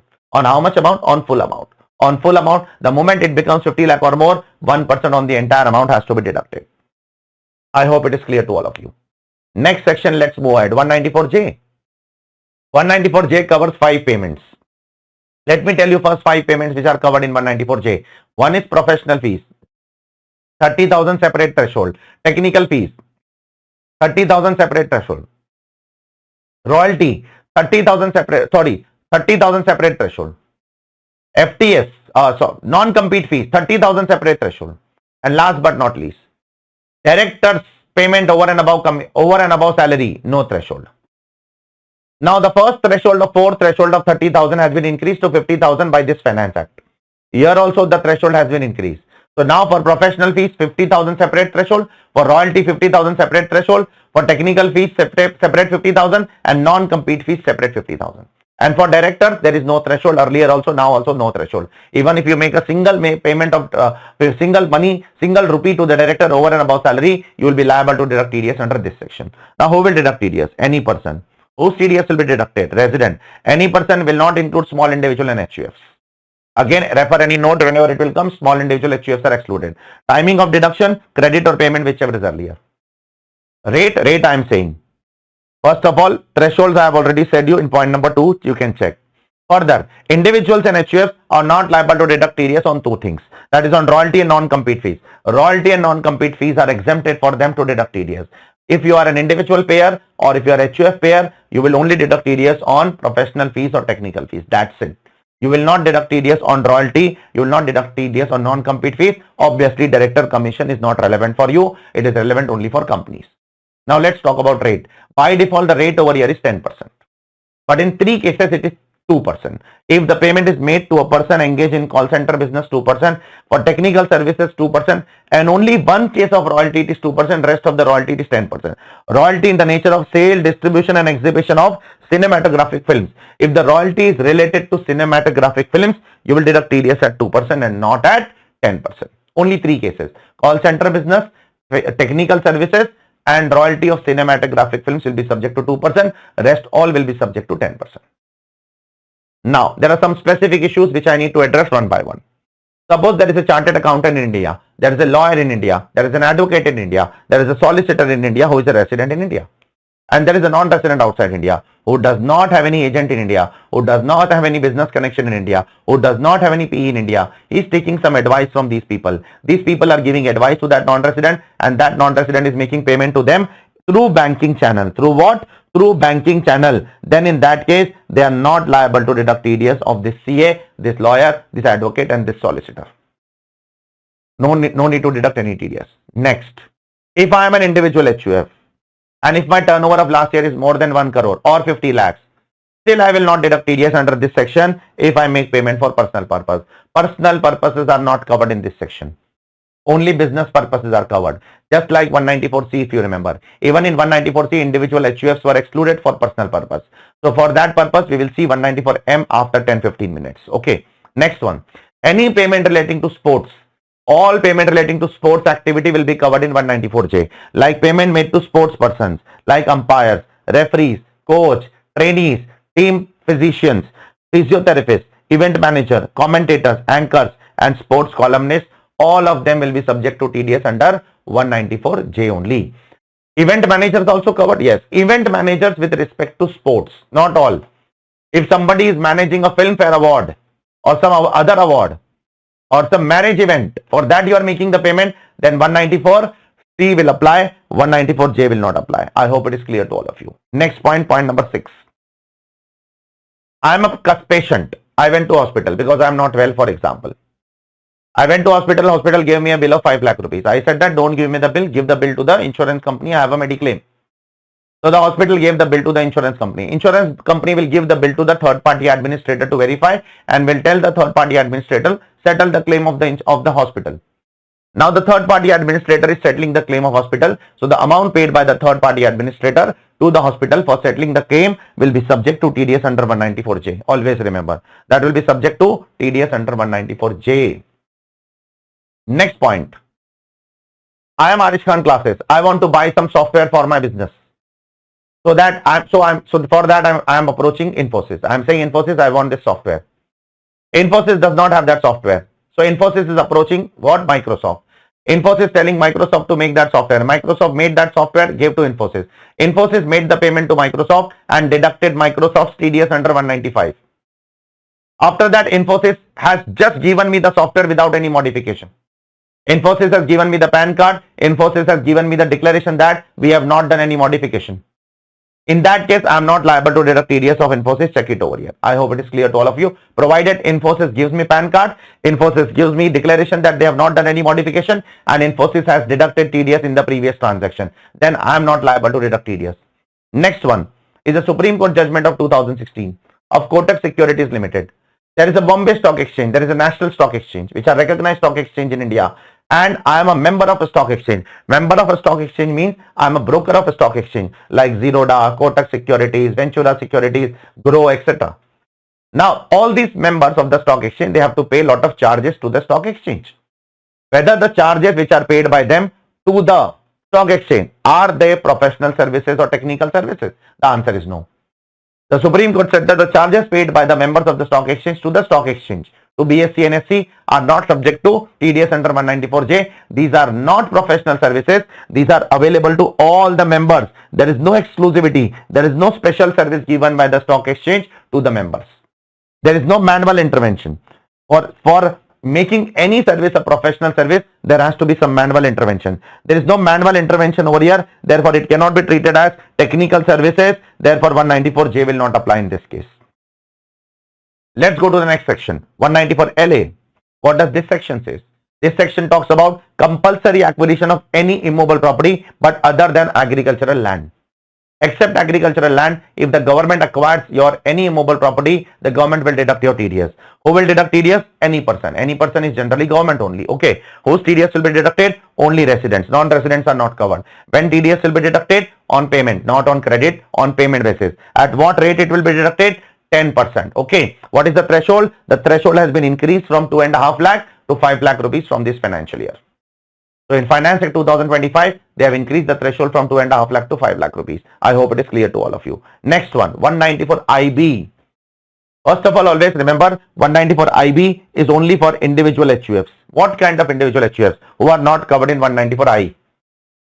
Any individual HUF he is not covered in 194 I may come under 194 IB.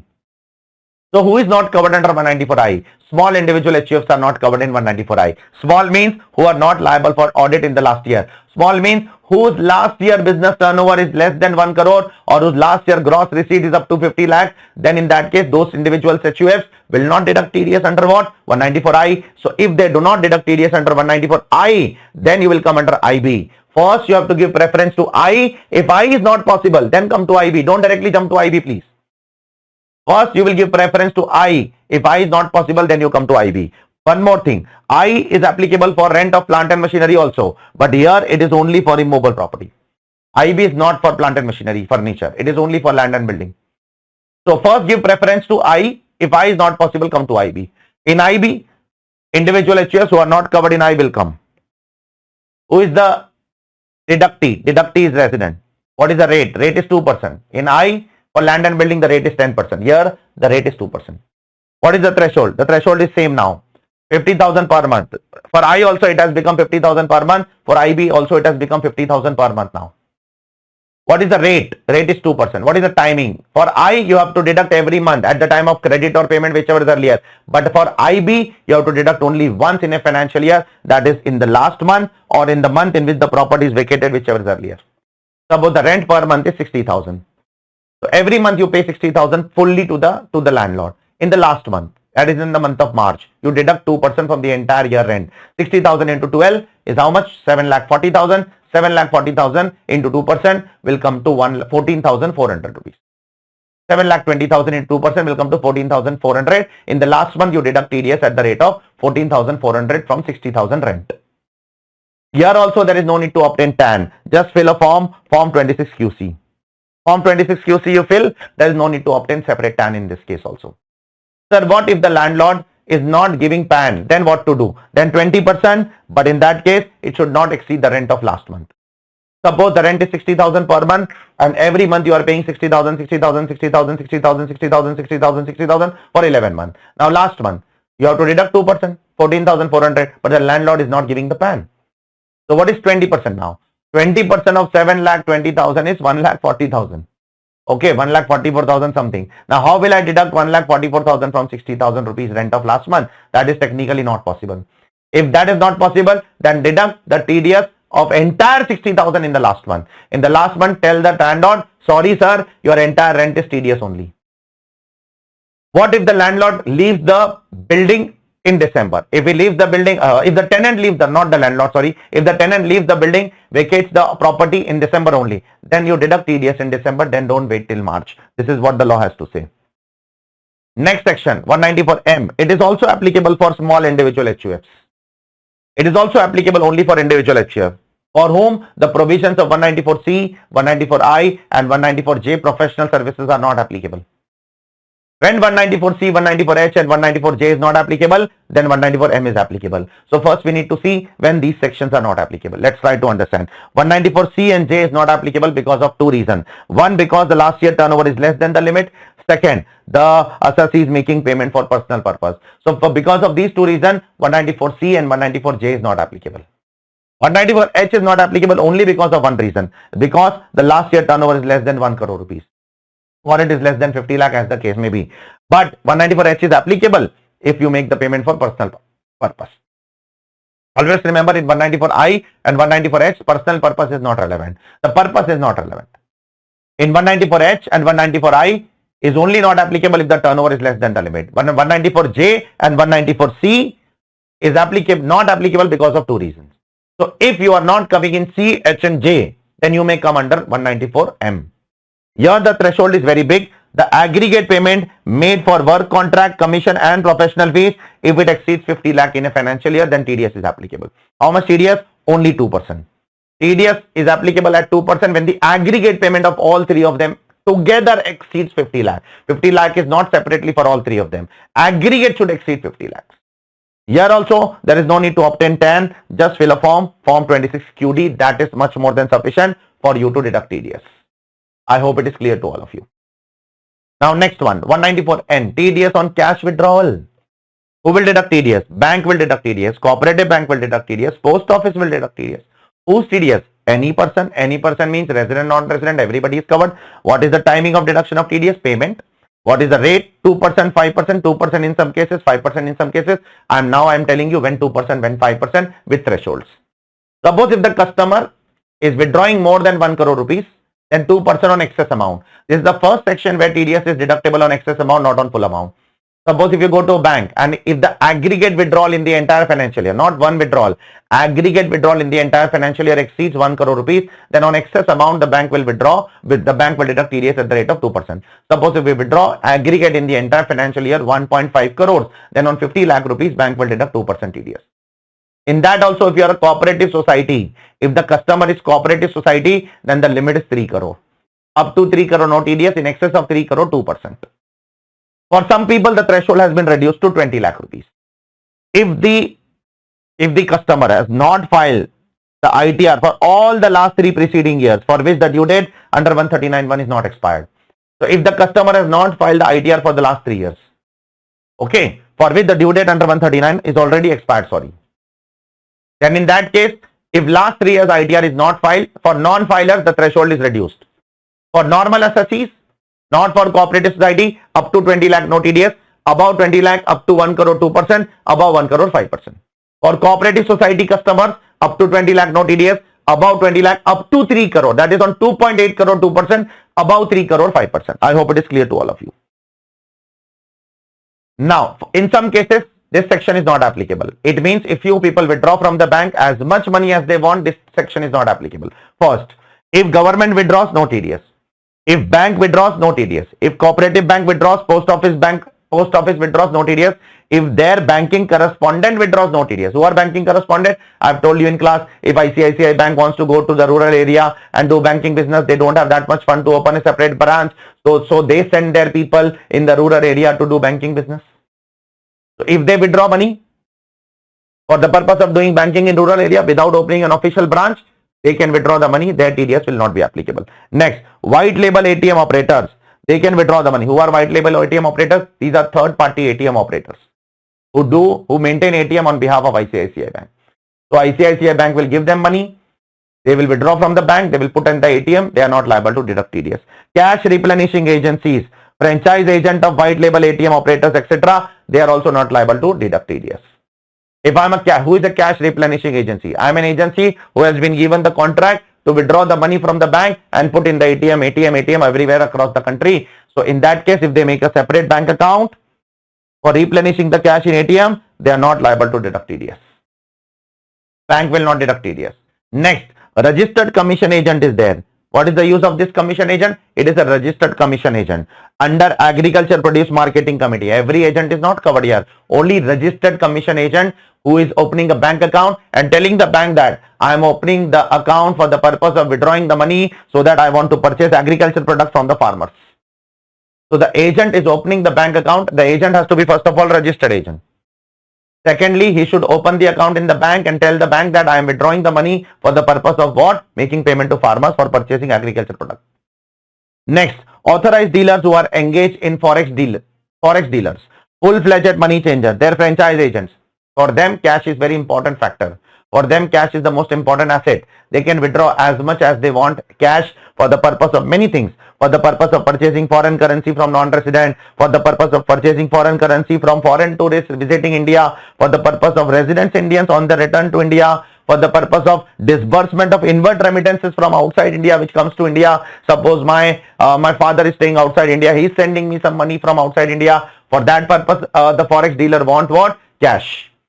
So for them, it is allowed that they can withdraw as much cash as they want. And last, some authorized representatives of foreign countries, that is foreign representatives duly approved by Ministry of External Affairs of the Government of India, like diplomatic missions, like US Embassy people, etc., agencies of United Nations, international organizations, consulate, offices of honorary consuls, which are exempt from paying taxes in India as per diplomatic missions, diplomatic relations, Vienna Convention and United Nations, Privileges and Immunities Act 1947. You may not remember these names, it's okay. You just try to understand the persons who are covered over here. I hope it is clear to all of you. Now let's move on to the next section, that is 194O, which is one of the biggest section of TDS, which is on e-commerce operator. Let's take an example. I am Amazon. There is a seller, there is a customer. So whenever a customer will go to Amazon and will buy some product, the Amazon will make the payment to the seller. So while making the payment to the seller, the Amazon has to deduct TDS at the rate of 0.1% at the time of payment or credit, whichever is earlier, if the seller is a resident seller. So what is Amazon called in this section? The Amazon is called as e-commerce operator. What is the seller called in this section? The resident seller is subject to TDS. The seller is called in this section as e-commerce participant. What is the rate of TDS? 0.1%. What is the timing of TDS? Payment or credit, whichever is earlier. Now the most important thing, the TDS will be deducted on gross amount and gross amount, not on the net amount. Whatever gross amount of sale is there, on that TDS will be deducted. Generally, Amazon will deduct its commission and will make the payment to the seller, but the TDS will be deducted including the commission amount. Amazon has to deduct TDS including the commission amount on gross sale. This is one important part. What is the rate of TDS? It is 0.1%. What if the seller does not give PAN? Generally, if the deductee or the payee does not give a PAN, we have to deduct TDS at the rate of 20%. But in this case, it is only 5% if the deductee does not give the PAN. Okay. Now, this is the first point. The second point, let's go ahead now. Suppose the customer buys from Amazon but makes directly the payment to whom? Makes directly the payment to seller.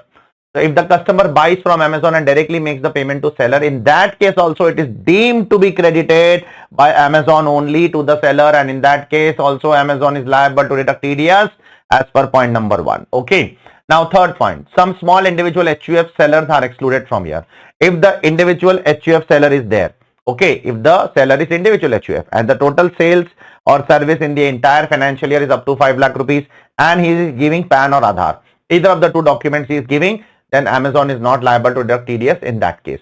This relaxation is only for small individual HUFs whose turnover in the entire financial year is up to 5 lakh rupees and they give a PAN or Aadhaar card, either of the things, then there is no need to Amazon to deduct TDS on that particular thing. Now, once a transaction is subject to TDS or exemption under this section, once a transaction is subject to TDS as per point number 1 and 2 or subject to exemption as per point number 3, then no TDS under any other provision of this act shall apply. Like for example, once Amazon has deducted the TDS of the seller, is the seller also giving commission to Amazon? Yes. So in that case, on the same transaction, the seller will not deduct TDS of the Amazon for commission under 194H. Otherwise, generally, if you give commission to any person, then you are liable to deduct TDS under 194H. In this case, 194H will not apply if Amazon is liable to deduct TDS or is exempted from deducting TDS under this section. I hope it is clear to all of you. But this rule is not applicable in few cases. Suppose if Samsung comes to Amazon and says that I want to advertise my product over there, please advertise my product on your platform, on your Amazon application. For that, I am paying you 10 lakh rupees for hosting advertisement. So if Samsung is coming to Amazon and giving money for hosting advertisement, which has nothing to do with sale or goods or services, therefore in that case, the Samsung is liable to deduct TDS of Amazon because this has nothing to do with this particular sale or service. I hope it is clear to all of you. Next, is 194O applicable only on goods? No. 194O is applicable on sale of all goods, but some services are also covered in 194O. Like only the services which are mentioned in 194J in the nature of FTS and professional services. All services are not covered in 194 or O. Only FTS and professional services which are mentioned in 194J are covered in the provisions of 194O. Now, 194O is not applicable in few cases, like if you do transaction in securities or commodity in a stock exchange located in IFSC. So if you do a transaction in security or commodity in a stock exchange located in IFSC, 194O is not applicable. Or if you do transaction in electricity or renewable energy certificates, then also 194O is not applicable. Next is a very important point. What happens? I am a customer. I went to Amazon to buy something. Now when I make the payment, I do not directly make the payment to Amazon. First, I make the payment to payment gateway like Razorpay, etc. That payment will go to Amazon after 1 or 2 days, and then Amazon will make the payment to the resident seller. So in that case, is the payment gateway also liable to deduct TDS? The CBDT has clarified that the payment gateway is not liable to deduct TDS if Amazon has deducted the TDS under 194O. So if Amazon has deducted TDS under 194O, then payment gateway will not deduct the TDS. Otherwise, payment gateway is also liable to deduct TDS under 194O. Next point is with respect to insurance companies. Now, what is the point with respect to insurance companies? Pay attention very carefully. It's a very important point. Suppose I went to policybazaar.com, which is an aggregator of all insurance company. I went there and I selected some policy. There are around 10 to 12 policies which came in front of me. Out of that, I selected one policy, say Tata AIG. Now, I selected that policy. I paid the premium of 1 lakh rupees and I bought that policy. Now, in that case, I made the payment to Policybazaar. Policybazaar will make the payment to Tata AIG. Obviously, Tata AIG will give commission to Policybazaar. Now, in that case, is Policybazaar liable to deduct TDS? The answer is yes, under 194O. In 194O, Policybazaar is liable to deduct TDS in the first year. Now, second year, when I want to renew the policy, I will not make the payment through Policybazaar. I will directly make the payment to Tata.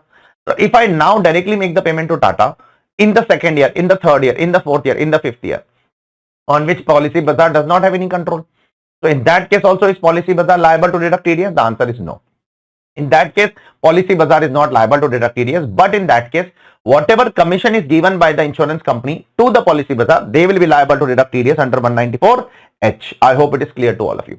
So from second year onwards, Policybazaar will not be liable to deduct TDS under 194O, but the insurance companies will be liable to deduct TDS under 194H or under any other section where they are giving commission. Okay, the insurance commission is not in 194H. Generally, it is under 194D, not in H. Sorry. Next one, e-auction services. E-auction services are not liable to deduct TDS subject to 6 conditions. See, I'll tell you the crux of this entire e-auction services. What is e-auction services? Suppose I am a company which is like OLX. What is the objective of OLX? The objective of OLX is to meet the buyer and seller. To make the buyer and seller meet each other, let's decide one price and then rest of the transactions will be done by them. If this is the only objective of the website now, if this is the only objective of the website, to make two persons meet and then just decide them to, just make them meet and then they will decide everything outside. It's only for price discovery. It's only for deciding a price. That's it. If only this much is done by e-auctioneer, e-auctioneer means OLX, then OLX will not be subject to TDS. So in 194O will not apply for e-auction services if following conditions are fulfilled.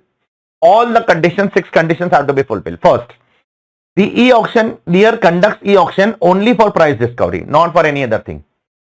Second, the price discovered need not be the price at which transaction takes place. Transaction can take place at any other price also. It can be higher, it can be lower. E-auctioneer is not responsible for that. Third, purchase and sale is directly done by a buyer and seller within themselves. E-auctioneer is not responsible for purchase and sale. The product is not ordered through my website. It is done directly by the buyer and seller outside the website. Next, e-auctioneer is not responsible for facilitating purchase and sale.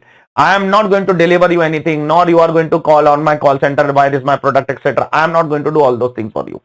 Next, e-auctioneer does not have any information about the quantum and the schedule of payment. E-auctioneer does not know what is the amount of payment, what is the schedule of payment, what is the installment. That is decided between buyer and seller. And the client deduct TDS under the relevant provision. Whatever commission, etc. you pay to e-auctioneer, you have to deduct the TDS. If these 6 conditions are fulfilled, e-auctioneer is not liable to deduct TDS. If any of the condition is violated, e-auctioneer will be liable to deduct TDS in this case. Okay, I hope it is clear to all of you. Plus, the buyer will be liable to deduct TDS under 194Q if the provisions of 194Q are fulfilled. That means if the last year business turnover of the buyer is more than 10 crore rupees and buyer is buying more than 50 lakh goods, then the buyer will be liable to deduct TDS under 194Q. I hope it is clear to all of you. Next one is a very big CBDT guideline on ONDC network.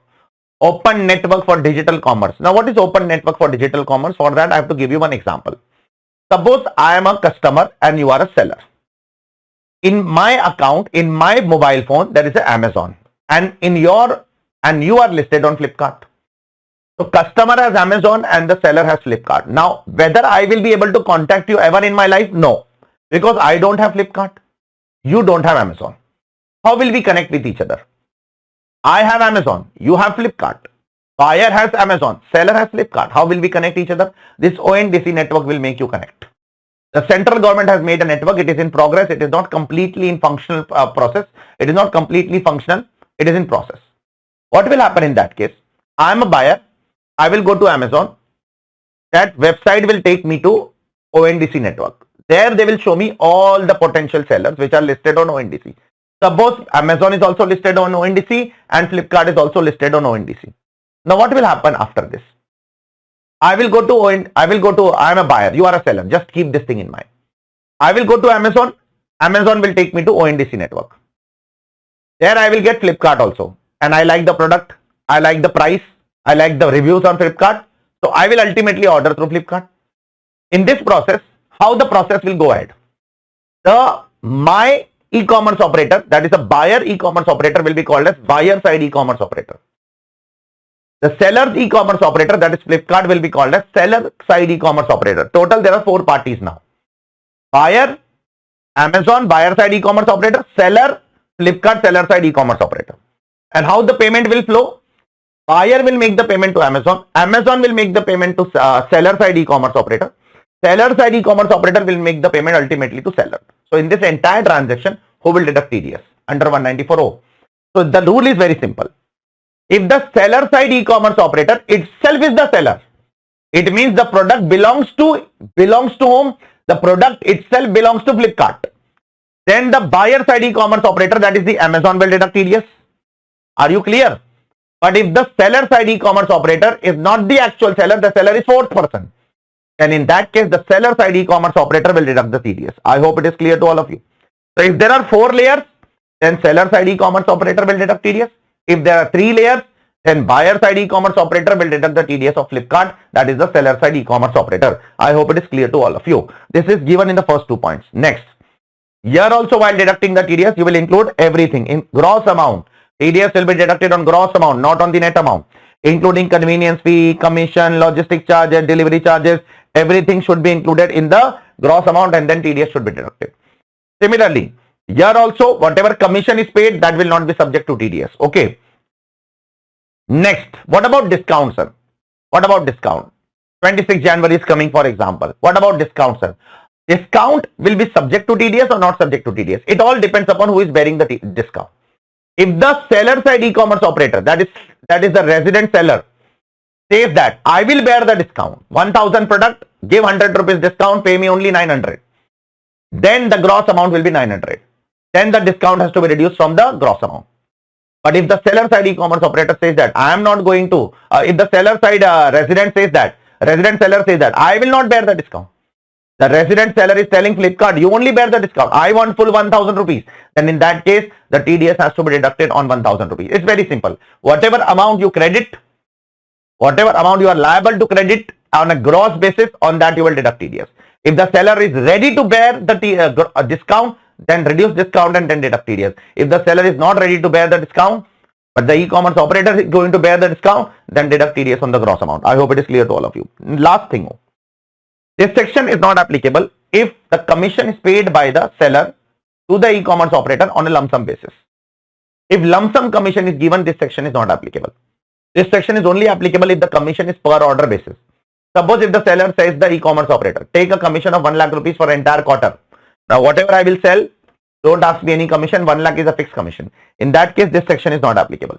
In that case, the seller has to deduct TDS under 194H. I hope it is clear to all of you. 194O will not be applicable in that case. In that case, 194H will be applicable for the seller. I hope it is clear.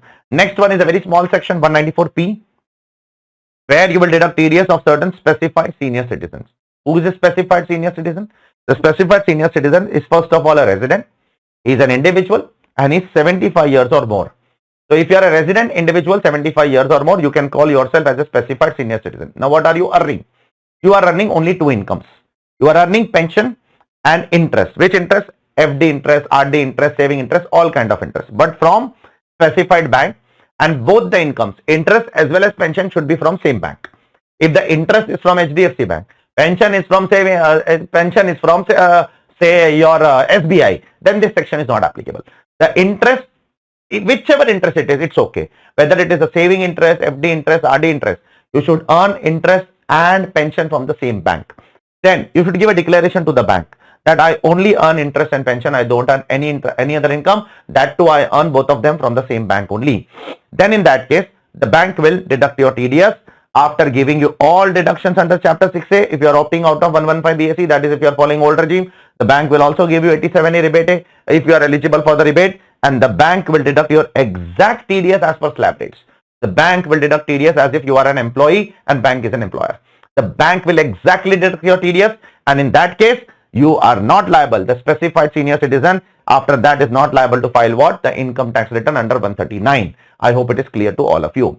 Next section is a big section, 194Q. It also has a link with TCS, but we all have done TCS in the class. So you know TCS, what TCS is exactly, and how many category of TCS are there under the income tax law. Now, what is this section all about? Who is the deductor over here? The deductor is buyer. What kind of deductor? What kind of buyer? Whose business turnover of last year is more than 10 crore? Whose last year business turnover is more than 10 crore? That buyer is liable to deduct TDS. Whose TDS? Seller's TDS. Who is seller? Seller is resident. When? Credit or payment, whichever is earlier. How much? 0.1% in excess of 50 lakh rupees. But if the seller is not giving PAN, then only 5%, not 20%. In this case also, only 5%, 20% is not applicable in this case. I hope it is clear to all of you. Next, this section is not applicable. That is TDS under 194Q will not apply in some cases where TDS is deductible under any other section. So if TDS is deductible under any other section, don't come to this section. Like, sir, can you give an example? Yes. I am a buyer, you are a seller, but I am buying the goods through an e-commerce operator. So whether the e-commerce operator is liable to deduct your TDS under 194O? Yes. So if TDS is deductible under 194O, then I am not liable to deduct TDS under 194Q. It means 194O is bigger than 194Q.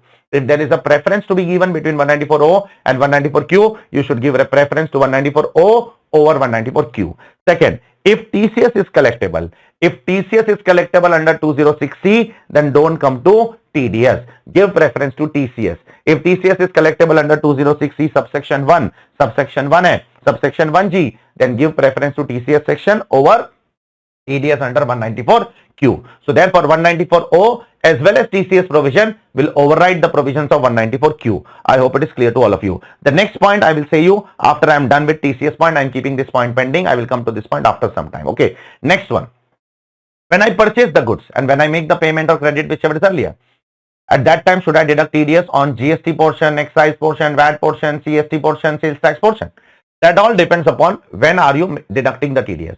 If you are deducting the TDS on credit basis, at that time you have the invoice, because if credit is done first and payment is done later, then you have an invoice, and in the invoice you have the breakup of how much is GST and how much is the base price. So at that time do not include GST, excluding GST deduct the TDS. Okay, but if you are making the payment first and the credit will be done later, it means you are making advance payment, then you don't know what is the breakup because you don't have the invoice. In that case, you have to deduct TDS on the entire amount. I hope it is clear to all of you. Next point, purchase return. Sir, in case of purchase return, what should happen? Suppose I purchase goods of 80 lakh rupees.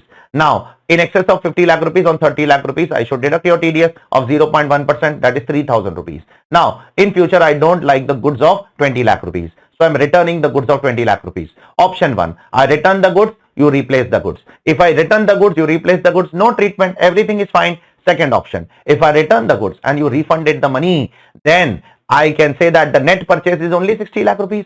Therefore, 20 lakh rupees excess TDS I have already paid to the government in the form of 2,000 rupees. So what should I do? Whenever I will purchase the goods in future from the same seller, I can adjust this 2,000 rupees TDS against the same seller only. I cannot adjust against other seller. I can adjust whenever excess purchase I have shown how much? 20 lakh. That excess 20 lakh rupees purchase whenever I will make, I will not deduct TDS once again, because I can say I have already deducted TDS earlier in advance only. I hope it is clear to all of you. Next one, can a buyer be a non-resident? Yes. See, the law says that the seller has to be resident. The law does not speak about the buyer's residential status. The buyer can be resident, non-resident. But if the buyer is a non-resident and if the buyer does not have a P in India, then it is not liable to deduct TDS.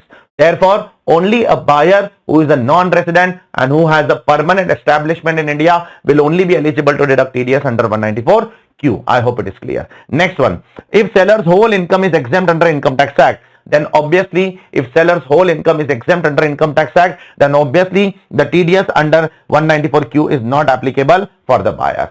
What will happen, sir, if this is the first year of incorporation for the buyer?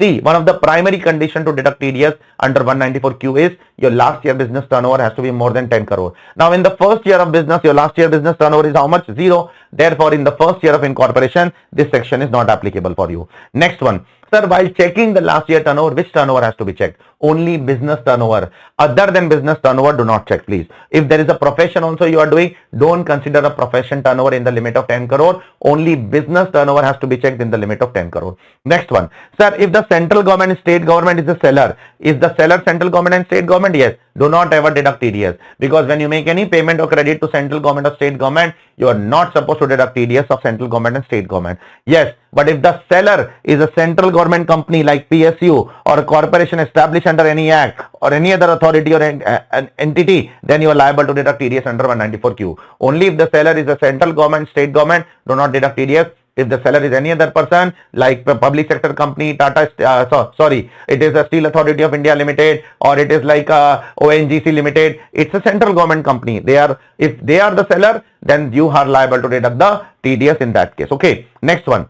Can the government be the buyer, sir? If the government is the buyer, is the government also liable to deduct TDS? Now that all depends upon one condition. See, one of the primary condition to come under this section is your last year turnover should be more than what? Should be more than business turnover should be more than 10 crore rupees.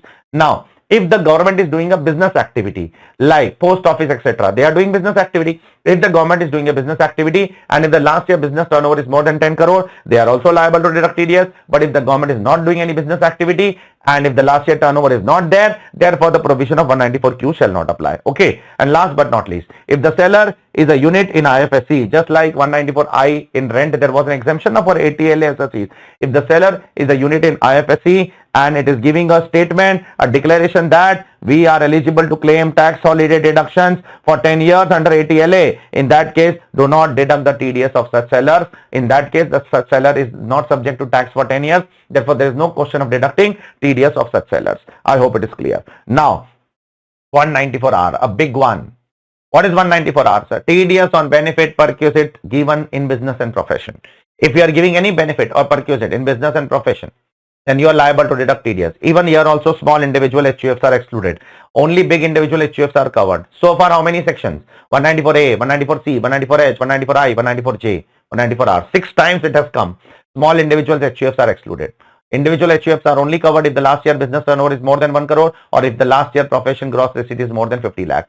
Who is the deductee? Resident. What is the TDS rate? 10%. What is the threshold? 20,000. What is the timing of deduction before releasing the perquisite in business and profession? If I am giving any perquisites or benefit in business and profession, I should deduct TDS at the rate of 10% before releasing the perquisite. Now, whether the benefit and the perquisite, if I give, is it in kind or partly in cash, then what to do? In that case, you cannot deduct anything. In that case, you have to ensure, just like lottery cases, that the other person has paid the tax. Only ensure that the other person has paid the tax. Only then release the winning. Only then release the perquisite and benefit. Otherwise, don't release the perquisite and benefit. Next one, while giving the perquisite or benefit to any person in business and profession, am I supposed to check whether the perquisite and benefit is taxable in the hands of recipient under section 28 or under section 41? Am I supposed to check all these things? You are not supposed to check all these things. The moment you give any benefit or perquisite under income tax law in exercise of a business and profession, you are liable to deduct TDS.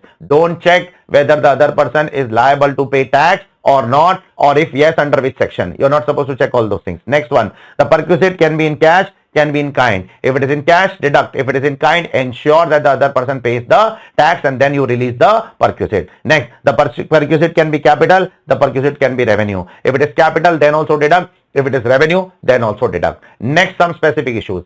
Suppose if I am giving you some discount in business, at 1000 product I am giving you at 900 rupees. So 100 rupees I am giving you discount. Am I giving you benefit and perquisite in business? The answer is yes. But no TDS on sales discount, cash discounts and rebates allowed to customer. It will lead to genuine hardship in the business, and the government does not want to come into come between as an hindrance for ease of business. The government does not want to become a hindrance in the concept of ease of business. If you give discount, everybody gives discount to their customers. Giving discounts to customer does not amount to benefit and perquisite, therefore need not deduct TDS. Sir, what if I give such policies that you buy 10, I will give you 12, 2 free, buy 10, I will give you 2 free. In that case also, you are giving benefit, I agree, but no TDS will be applicable in that case also. Then TDS will be applicable when you will give absolutely something as free to someone, like cash gift, like car, like TV, like computer, like gold coin, like mobile phone. This is all illustrative list. Like you sponsor a trip for the recipient or his or her relatives on achieving certain targets,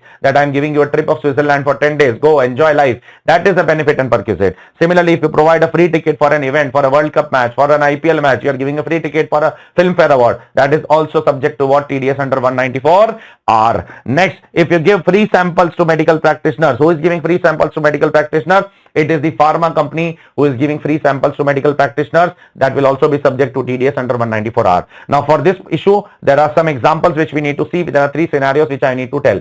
Suppose there is a pharma company and there is a hospital, and inside the hospital there is one doctor who is working as an employee of that hospital. Now, I am a pharma company, you are an hospital, there is an employee doctor, employee doctor, employee doctor. Scenario number 1. I am going to that doctor, pharma company is going to that doctor and giving some medical samples to him. That doctor is taking that medical sample to his home. That medicines he is taking to his home. Now, what will I do? That doctor is not taking on his own. He is taking on behalf of the hospital. So, I will deduct TDS of hospital under 194R and hospital will deduct TDS of doctor under 192 as a perquisite. Now, second case, if that doctor is sitting in the hospital in the form of a consultant, not in the form of a employee, then I will deduct TDS of the hospital under 194R and the hospital will also deduct TDS of doctor under 194R. Alternatively, CBDT has given me an option. If I want, I can directly deduct TDS of the doctor under 194R rather than deducting 2 times. This option is given in second case. In first case, first 194R, then 192. In second case, directly I can deduct TDS of doctor also. Third case, this deduction of TDS is not applicable if the hospital is belonging to government hospital, which is not engaged in any business and profession. Okay. Next issue. When I am giving you anything in kind, I am to ensure that you have paid the tax. Okay. Now, the question is on what amount I have to pay the tax.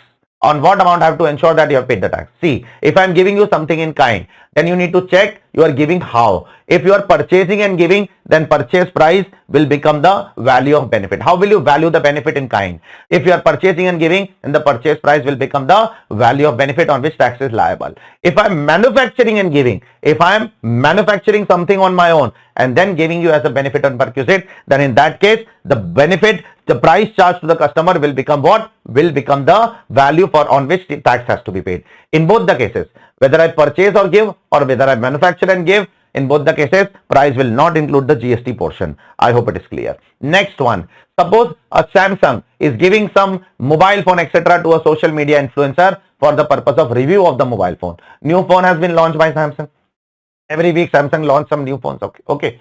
So new phone has been launched by Samsung and Samsung has given that new phone to an social media influencer. Now whether that can be considered as a benefit and perquisite, it depends. If the social media influencer opens the phone, reviews it and give it back to Samsung, then it is not a benefit and perquisite.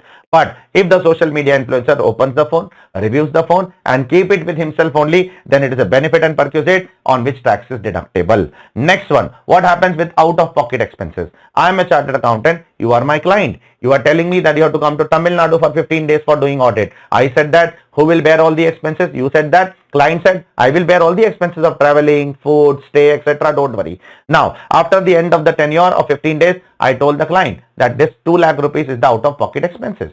So you have to reimburse me 2 lakh rupees. The client will reimburse 2 lakh rupees to chartered accountant. Whether that will be considered as benefit and perquisite, that all depends upon one thing. If the invoice is in the name of the client, then it will not be considered as benefit and perquisite. But if the invoice is in the name of any other person, like chartered accountant or any other person, then it will be considered as a benefit and perquisite. I hope it is clear to all of you. Next point is a very important point.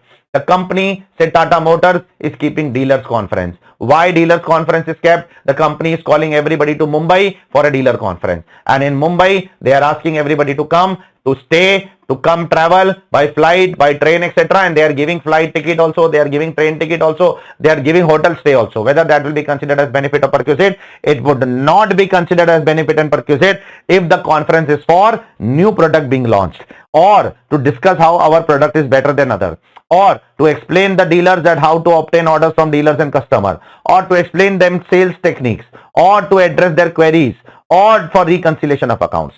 If it is for these purposes, then it will not be considered as benefit and perquisite. But you need to be careful. If you want this not to be called as a benefit and perquisite, then it has to be given to all the dealers and it should not be to select dealers or select customers. If it is for a selective dealer or selective customers, TDS will be applicable. I hope it is clear to all of you. Now next one. But in the following cases, TDS will always be applicable. If the expense which you are incurring for your dealers or customer is a leisure trip or it has leisure component, even if it is incidental to the dealer or business conference, it will be subject to TDS. It should not have a leisure trip. It should not be a leisure component. It should not be a business class or first class. It should be economy class for everyone if it is a economy class assessee. If it is assessee is a very big person, then you can even give business class. But the assessee is a small person, the dealer is a small person, you are giving business class, that will be considered as benefit and perquisite on which TDS will be applicable. Next, you should not give for the family members of the dealers. You should only give for the dealer only or customer only and not their family members. Next, if the conference is from 10th to 14th, then you can book the ticket one day prior and you can book the ticket one day later. If it is from 10th to 14th, then you can book from 9th to 15th. Any tickets booked or any hotels booked prior to 9th and post 15 will be considered as benefit and perquisite. Anything before one day, anything after one day will be considered as benefit and perquisite.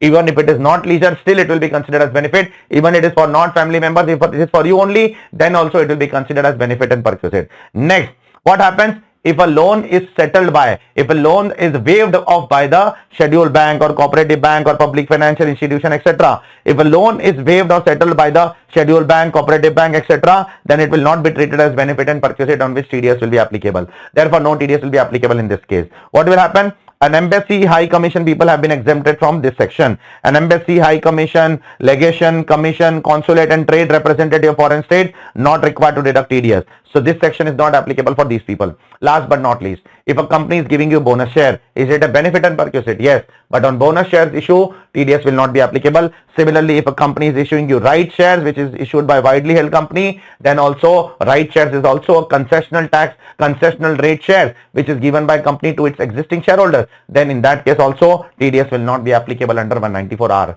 So it's a very beautiful section, very big section. But now let's go to the next section, 194T. What does 194T say? That's very important section. Something will come out of this section in the examination. This is my gut feeling. Who is going to deduct TDS?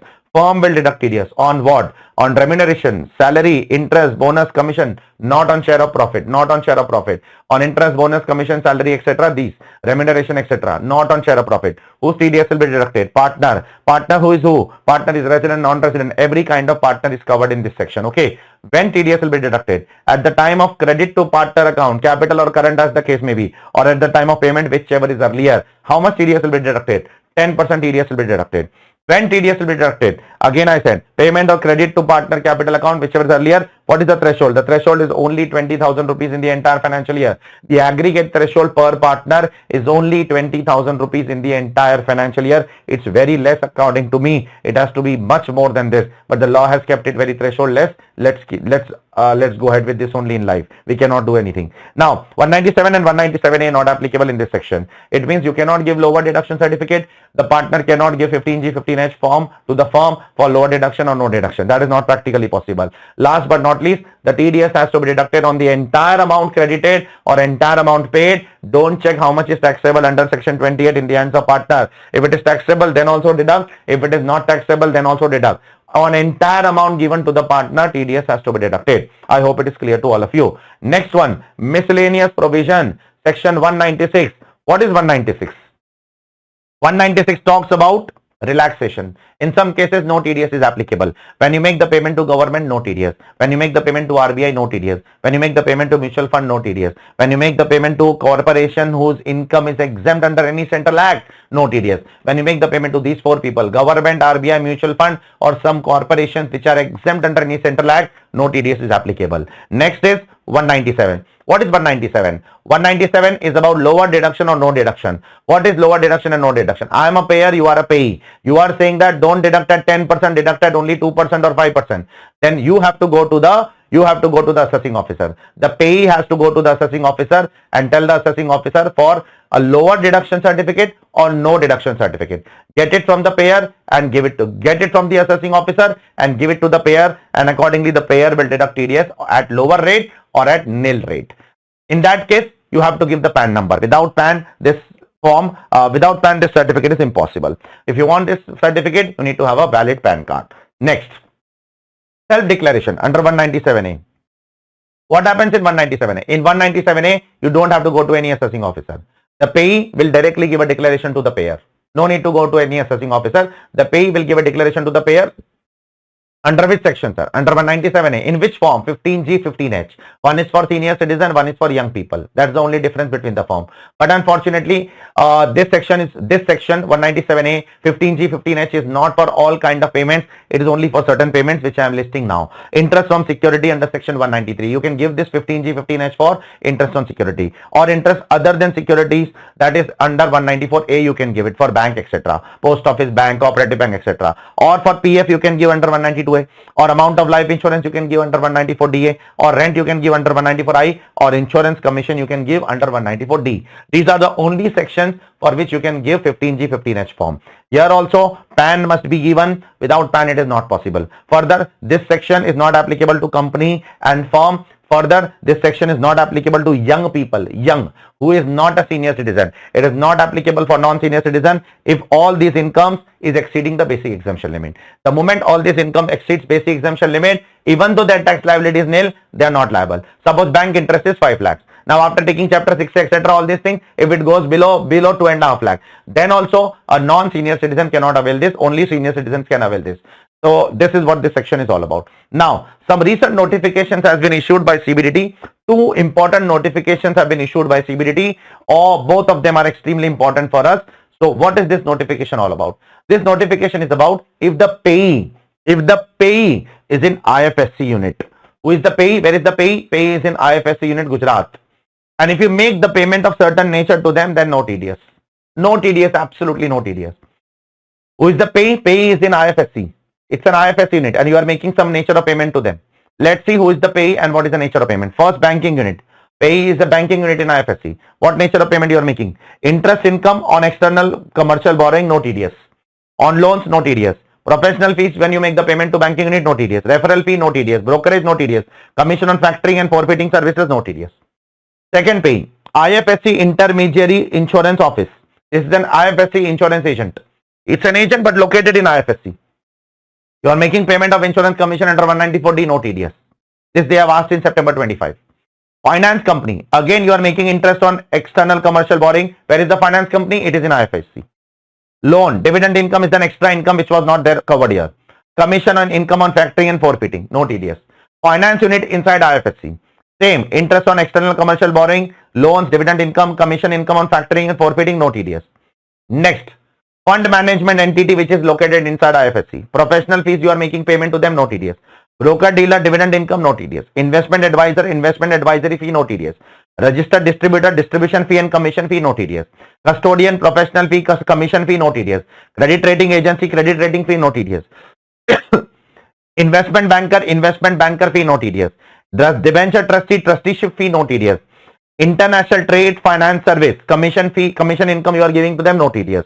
Fintech entities, technical fee, professional fee, commission fee, you are making payment to them, no TDS under income tax law. Another notification they released very recently in 2025 also. The first notification was released in 24. This second notification is released in 25. For them also lot of payment not subject to TDS. First, BATF service provider. What is BATF? I have told you in class, BATF stands for Banking, Accounting, Taxation and Financial Services. Banking, accounting, B for bank, A for accounting, T for taxation, F for finance. Finance service provider. What payment you are making? Consulting fee, advisory fee, professional fee, no TDS. Broker dealer, payment made by recognized stock exchange, commission incentive, no TDS. Finance company, interest on account of lease, freight charges, hire charges, no TDS. Fund management entity, portfolio management fee, investment advisory fee, management fee, performance fee, no TDS. Recognized clearing corporation, professional fees, technical services fee, interest, income, penalty levied on clearing members. Recognized depository, professional or technical or contractual fees. Recognized stock exchange, professional technical service fee, rent for data center, interest, income, penalty levied on members by stock exchange. Now, are we supposed to remember all these things? I am not saying you should remember, but you should be aware. They have already asked the question in September 25. So, high chances that they may again repeat in the future attempt because it's the latest notification.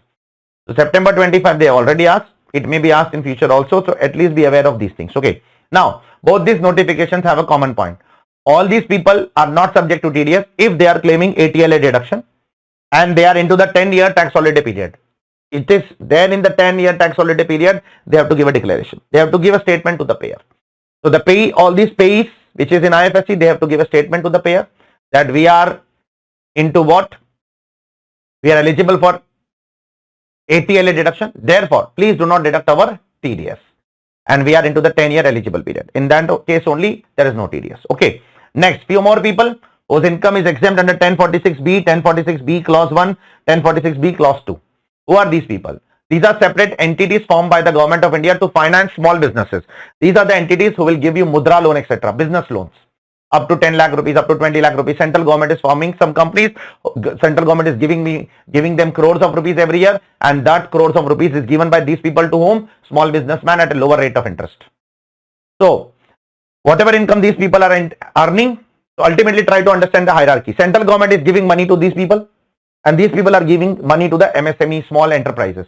And whatever interest these people are earning, their income is exempt. So whatever money you will pay to them, you should not deduct TDS. Who are these people? Credit Guarantee Fund Trust for Micro and Small Enterprise. National Credit Guarantee Trust Company. Or Credit Guarantee Fund established and wholly financed by the central government.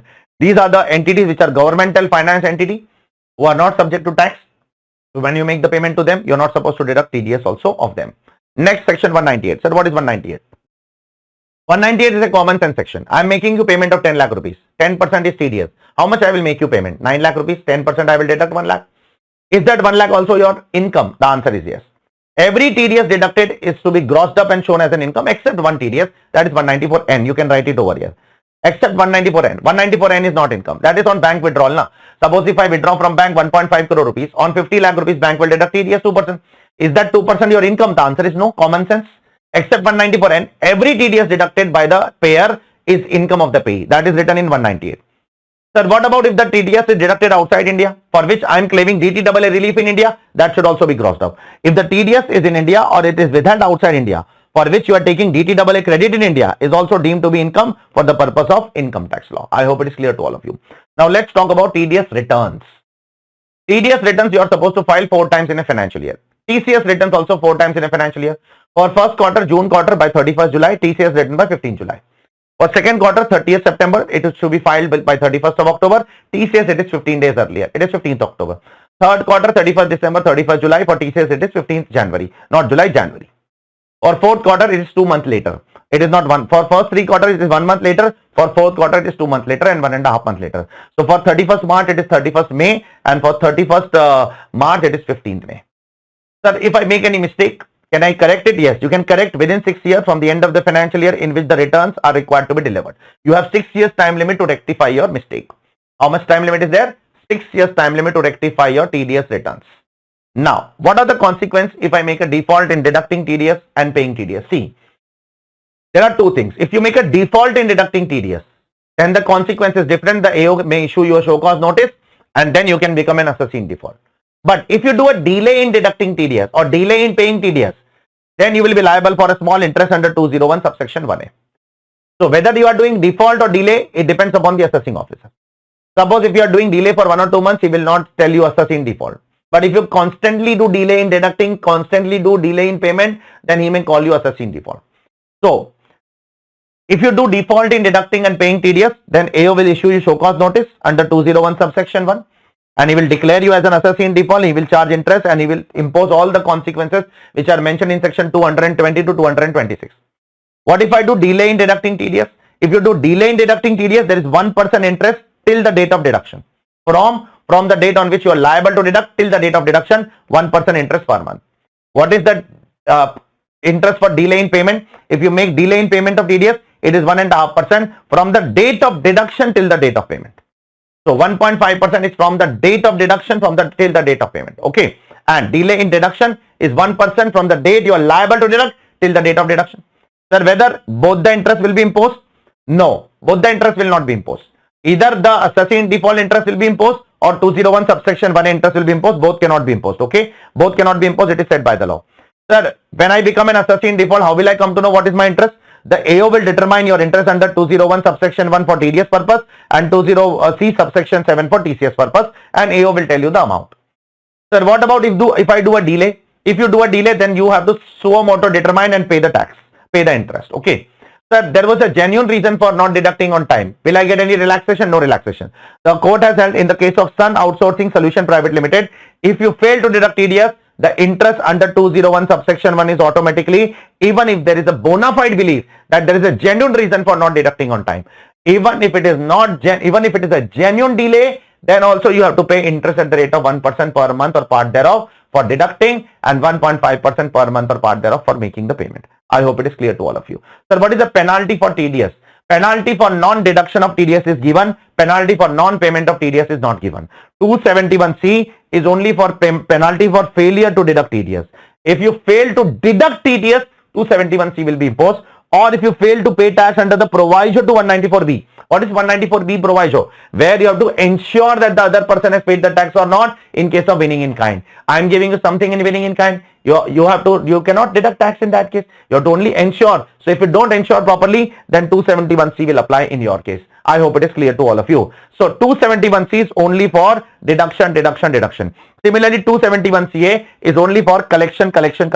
If you fail to collect TCS on time, there can be a penalty which can be imposed equivalent to the tax not deducted or equivalent to tax not collected, both the penalties will be imposed by the assessing officer. Earlier, both the penalties were imposed by joint commissioner. Now, there was a problem over here. What happened over here? The assessing officer, in case of US Technology International Private Limited, imposed 271C for late payment. The court said that it is very clearly written in the law, 271C is not for late payment. It's only for late deduction. If the assessee has done late payment, you cannot impose the penalty under 271C on the assessee. I hope it is clear to all of you. Now, sir, by what time the officer will make this assessee in default order? The officer will make this assessee in default order within 6 years from the end of the financial year in which the payment is made, or within 2 years from the end of the financial year in which the correction statement is delivered, whichever is later. Which correction statement? You have time now, your 6 years to correct your TDS and TCS return.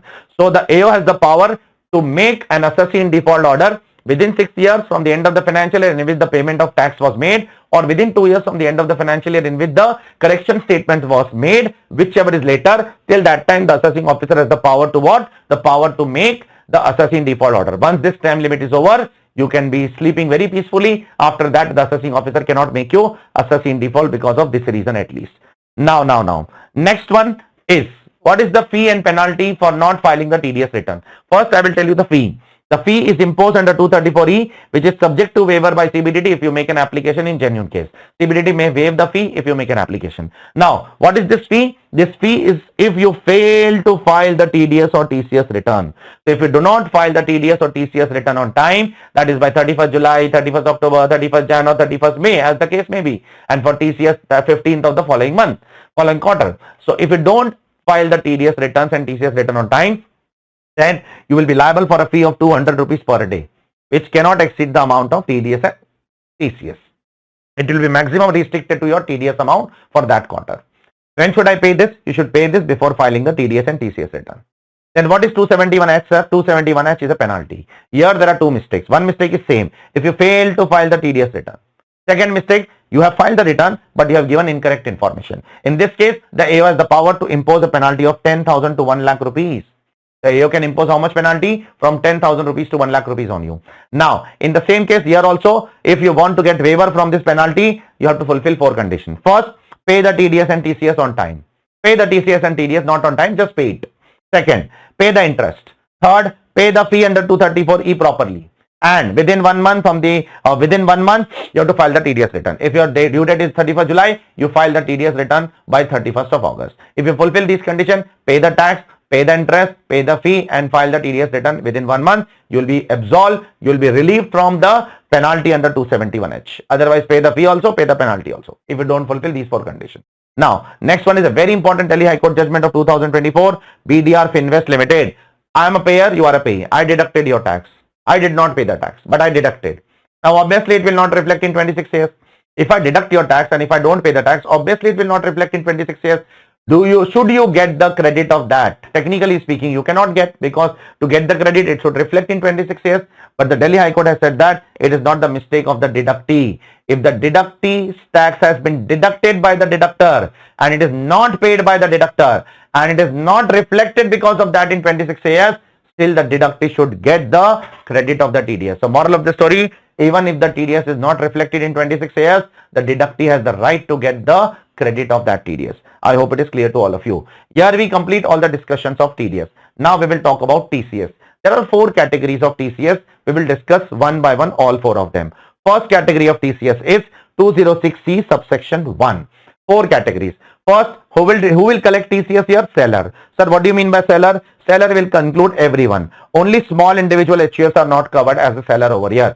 Small individual HUF excluded from this section also, and 206C 1F also, which will come in 3rd category. In these 2 categories, small individual HUF means if the last year turnover is up to 1 crore in case of business and gross receipt up to 50 lakhs, then these small sellers are not supposed to collect TCS under these 2 sections. Okay. Apart from that, all other sellers are there.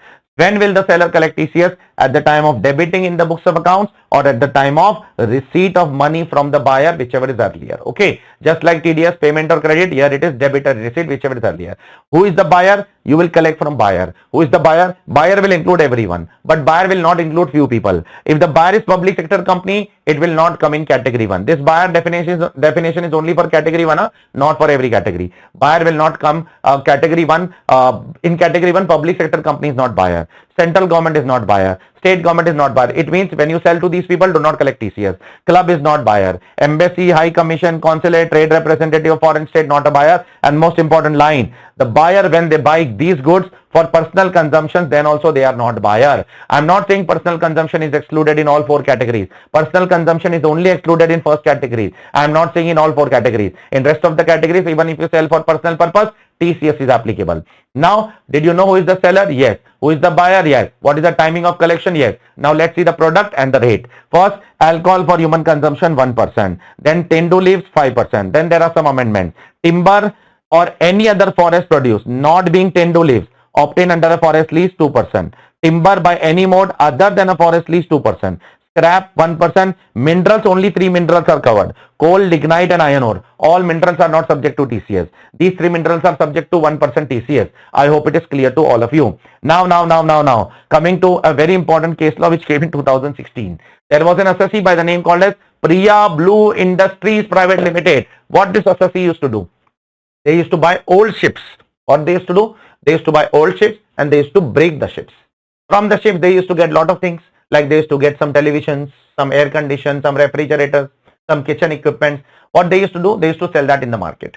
Now, whenever they used to sell that market, they used to get good money. So the officer said that, why are you not collecting 1% TCS? On what? Scrap. The SSC said that these are not scrap. These televisions are not scrap. These refrigerators are not scrap. It can be used as such. Scrap is something which is a waste material. It is not scrap. It can be used as such. Therefore, the court held that. The Gujarat High Court held that it is not a scrap. It can be used as such. Something which cannot be used in the same form, that can be called as scrap. Therefore, this ship breaking activity will not be subject to what? TCS. I hope it is clear to all of you. Now, you will ask me what is forest produce. For forest produce, you should have to refer the state act, any state act for the time being in force, or you should go to Indian Forest Act 1927, go and refer that. Do you have time? That much time to go and refer? If you have time in life, go and refer. Okay, I'm not interested, neither your ICI is interested, nor income tax law is interested. They have directly given the reference of the Forest Act 1927. I hope it is clear to all of you. Now, next one. Same category. I'm not going to category 2, category 1 only. But this is a very important part of category 1. This is the last part of category 1. I am a seller, you are a buyer. If I sell you these 6 items, I am supposed to collect TCS, but one relaxation. If the buyer is a resident, condition number 1, and if the buyer gives a declaration to the seller that he will manufacture these goods or he will use these goods for power generation, if the buyer gives me this declaration, then I should not collect TCS. What the buyer should do? Buyer should be resident. He should give a declaration that he will manufacture these goods and or he will do power generation of these goods. He will not sell these goods. He will not do trading of these goods. Then seller should not collect TCS. In that case, the buyer, that is you, the buyer will be liable to deduct TDS under 194Q subject to the conditions mentioned in 194Q. If your last year turnover is more than 10 crore and if you buy more than 50 lakh scrap, if you buy more than 50 lakh lignite, if you buy more than 50 lakh iron ore, if you buy more than 50 lakh alcohol, if you buy more than 50 lakh coal, if you buy more than 50 lakh forest product, if you buy more than 50 lakh Tendu leaves, then you will be liable to deduct TDS. If the seller is exempted from TCS, the buyer will be subject to TDS under 194Q. I hope it is clear to all of you. Now coming to the second category of TCS, very important. In this second category of TCS, I am not selling you something. In fact, I am giving you on lease something. What I am giving you on lease? I am giving you 4 things on lease. I am giving on lease parking lot. I am giving on lease toll plaza. I am giving on lease mine. I am giving on lease query. To whom? To any person other than public sector company. To other than public sector company, to whomsoever I give on lease these 4 items, I have to collect TCS at the rate of 2% at the time of debit or receipt, whichever is earlier. Accrual or receipt, whichever is earlier, I am supposed to collect TCS from you. I hope it is clear to all of you. Third category of TCS, 206C subsection 1F. Who is going to collect TCS here? Seller. What kind of seller? Who is selling motor vehicle? How much motor vehicle? Or whose value is exceeding 10 lakh rupees. shall at the time of receipt. Here it is debit and receipt not mentioned. Here only receipt basis TCS is collected, not on debit basis like the previous two section. Be very careful. Okay. So if I am a seller, you are a buyer. If I am selling you motor vehicle, what is the value of the motor vehicle? The value of the motor vehicle is more than 10 lakh rupees. Then I am supposed to collect TCS at the rate of how much? 1% of the ex-showroom price. Sir, what is ex-showroom price? Ex-showroom price is the price of the vehicle plus GST. Do not include following things in ex-showroom price. Do not include registration RTO charges. Do not include your accessories. Do not include your insurance. Do not include these three items. Only the price and GST, including GST 1%, is considered to be ex-showroom price, except when it is sold to RBI. If it is sold to RBI, no TCS. There is one exception. There are many other exceptions, but RBI has been very specifically excluded. Now, this section will not apply in few cases.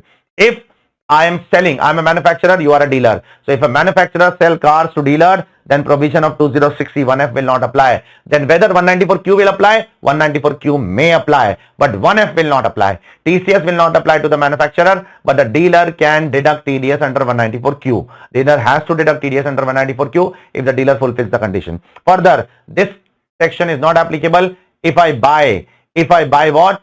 5 vehicles of 5 lakh each. If I buy 5 vehicles of 5 lakh each, this section is not applicable. Total I am paying 25 lakhs, still not applicable. The vehicle should be valued, individual vehicle should be valued more than 10 lakhs, only then this section is applicable. Otherwise this section is not applicable. So if I go to the market and buy 10 vehicles of 6 lakh each, then 2061F is not applicable. Then whether 194Q can be applicable? Yes. Again, 194Q may be applicable over here. In fact, 194Q, yes, applicable if the last year business turnover of the buyer is more than 10 crore rupees. Next one. This section is not applicable if you sell the vehicle to few people. Central government, state government, embassy, high commission, legation, consulate people, trade representative, or even to local authority, or even to public sector company which is engaged in the carriage of business passengers. So governmental buses are there. If you are selling to them, public sector company which is engaged in transportation of passengers for the welfare of the public, if you sell them the buses, etc., you will not be liable for TCS. Now, from 1st January 2025, the government has said that we will notify few other luxury products whose value, if it exceeds 10 lakh rupees, you have to collect TCS, except if sold to RBI. So have the government notified any other product other than motor vehicle? Yes, lot of products are notified. You can check over here. Wristwatch, more than 10 lakh rupees, value, subject to TCS.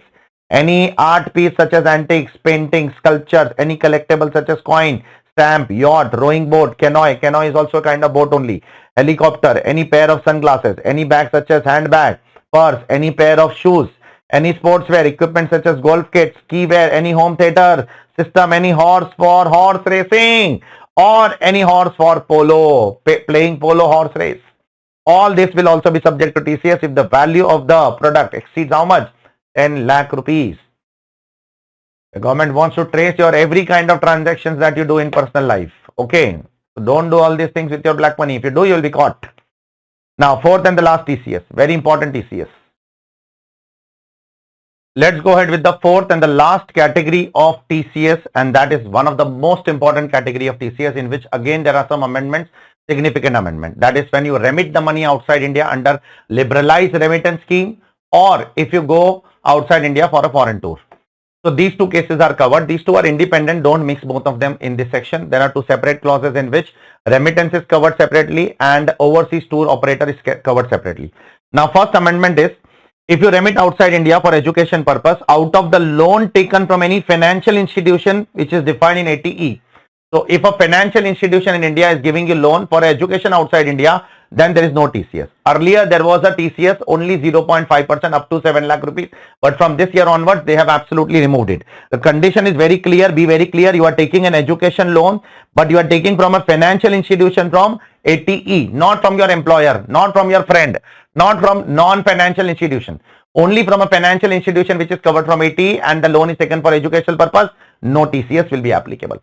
Second case, if you are sending money outside India for education other than given above, it means from your saving, or if the loan is taken from your employer, or if the loan is taken from any other institution which is not a financial institution under 80E. So other than point number one, education will come in point number two, or if you are sending money outside India for medical purpose. In these two cases, Up to 10 lakh, no TCS. Earlier it was 7 lakh, and above 10 lakh, 5% TCS will be applicable. So up to 10 lakh, no TCS. Above 10 lakh, 5% TCS. So if you send 12 lakh rupees, TCS will be applicable on 2 lakh rupees, not on entire 12 lakhs. Any other case means any other case other than education and medical. Any other case other than education and medical, you will be subject to TCS. Again, 10 lakh exempt, above 10 lakh, directly 20%. Now, always remember, the limit of this 10 lakh is aggregate of both of them together. Always remember, this 10 lakh and this 10 lakh is aggregate. Suppose if you have sent in this point number 2 already 12 lakh rupees. So on 2 lakh rupees TCS is applicable. Now, whatever amount you will send here now, you will not get again 10 lakh rupees. Then that will be subject to directly 20% TCS. I hope it is clear to all of you. Is it clear? I hope it is clear. Now, for overseas tour package and program, this 10 lakh is separate. But here the 10 lakh is not exemption. The 10 lakh is lower rate. If you go for a foreign tour, for which you are taking a package, up to 10 lakh, 5% TCS, above 10 lakh, 20% TCS. I hope it is clear to all of you. So this second and third point, 10 lakh is aggregate, and the fourth point is separate 10 lakh. In second and third point, 10 lakh is an exemption. In fourth point, 10 lakh is a relaxed rate. Above 10 lakh, it's 20%. Now, when TCS will be collected by the dealer at the time of debit and receipt, whichever is earlier. Only one section TCS is collected on receipt, and that is in 1F. That is in motor vehicle section, or certain notified goods which are mentioned now, like wristwatch, etc. Suppose, sir, I go to some international trip and swipe my credit card there. Whether in that case also TCS is applicable, in that case TCS is not applicable, luckily. Luckily TCS is not applicable. Next, in which all cases TCS is not applicable, I am telling you one by one. Second, no TCS to be collected by authorized dealer if the seller has already collected TCS. Now what do I mean by this? Suppose if I am buying a car from a person. Now that person is saying me that you have to pay me 20 lakh rupees. I paid him 20 lakh rupees. He is saying that I will collect 1% TCS under 1F. But you have to send the money outside India. So under LRS, I am sending the money outside India. But the seller has already collected TCS at 1%. So if he has already collected TCS at 1% under 1F, therefore I am not liable to collect TCS under 1G in this case. I hope it is clear to all of you. Next, this provision shall not apply if the buyer is liable to deduct TDS and has deducted such amount. Sir, can you give example for this also? I have given all these examples in class. I will again give you all. Suppose I am Reliance Industry. I want to send my 100 employees to foreign country. For that, I have booked one tour through a tour operator. Now, when I am making the payment to them, I have a contract with them. I am deducting their TDS under 194C. So, if I am deducting their TDS under 194C, they will not collect TCS under 1G. I hope it is clear to all of you. Next, if the buyer is central government, no TCS. Central government wants to send money outside India, no TCS. State government wants to send money, high commission, legation, commission, trade representative, local authority, or any other notified person. And last but not least, non-resident visiting India. If a non-resident is coming to India for a visit, suppose an American person, tourist has come to India. Now when he came to India, he felt that India is very good. Now he is thinking of visiting Sri Lanka also. So he went to a local tour operator, he booked the tour to Sri Lanka. In that case, the tour operator will not collect TCS from him. Why? Because he is a non-resident visiting India, no TCS will be applicable to him. Then the next one I have already told you, the 10 lakh limit is separately applicable for education, medical, etc. Separately applicable. Okay, sorry, not separately applicable, combinedly applicable, Again, I will say, for second and third, 10 lakh is aggregate. For fourth, the 10 lakh is separate. Okay. Now, the 10 lakh limit is from whose perspective? It is from dealer's perspective or from the remitter's perspective? It is from remitter's perspective. For example, in the first month, you have transferred 12 lakh rupees to HDFC. In the next month, you are transferring another 12 lakh rupees to ICICI. So, will you get exemption of 10 lakh twice? The answer is no. First, you have transferred to HDFC. Now, later on, when ICICI will go and transfer, the ICICI has to collect TCS on the entire amount. Why? Because it is from the remitter point of view, not from the dealer's point of view. Now, how will the dealer come to know? For that case, we have to give undertaking to ICICI Bank. We have to give undertaking that so far I have already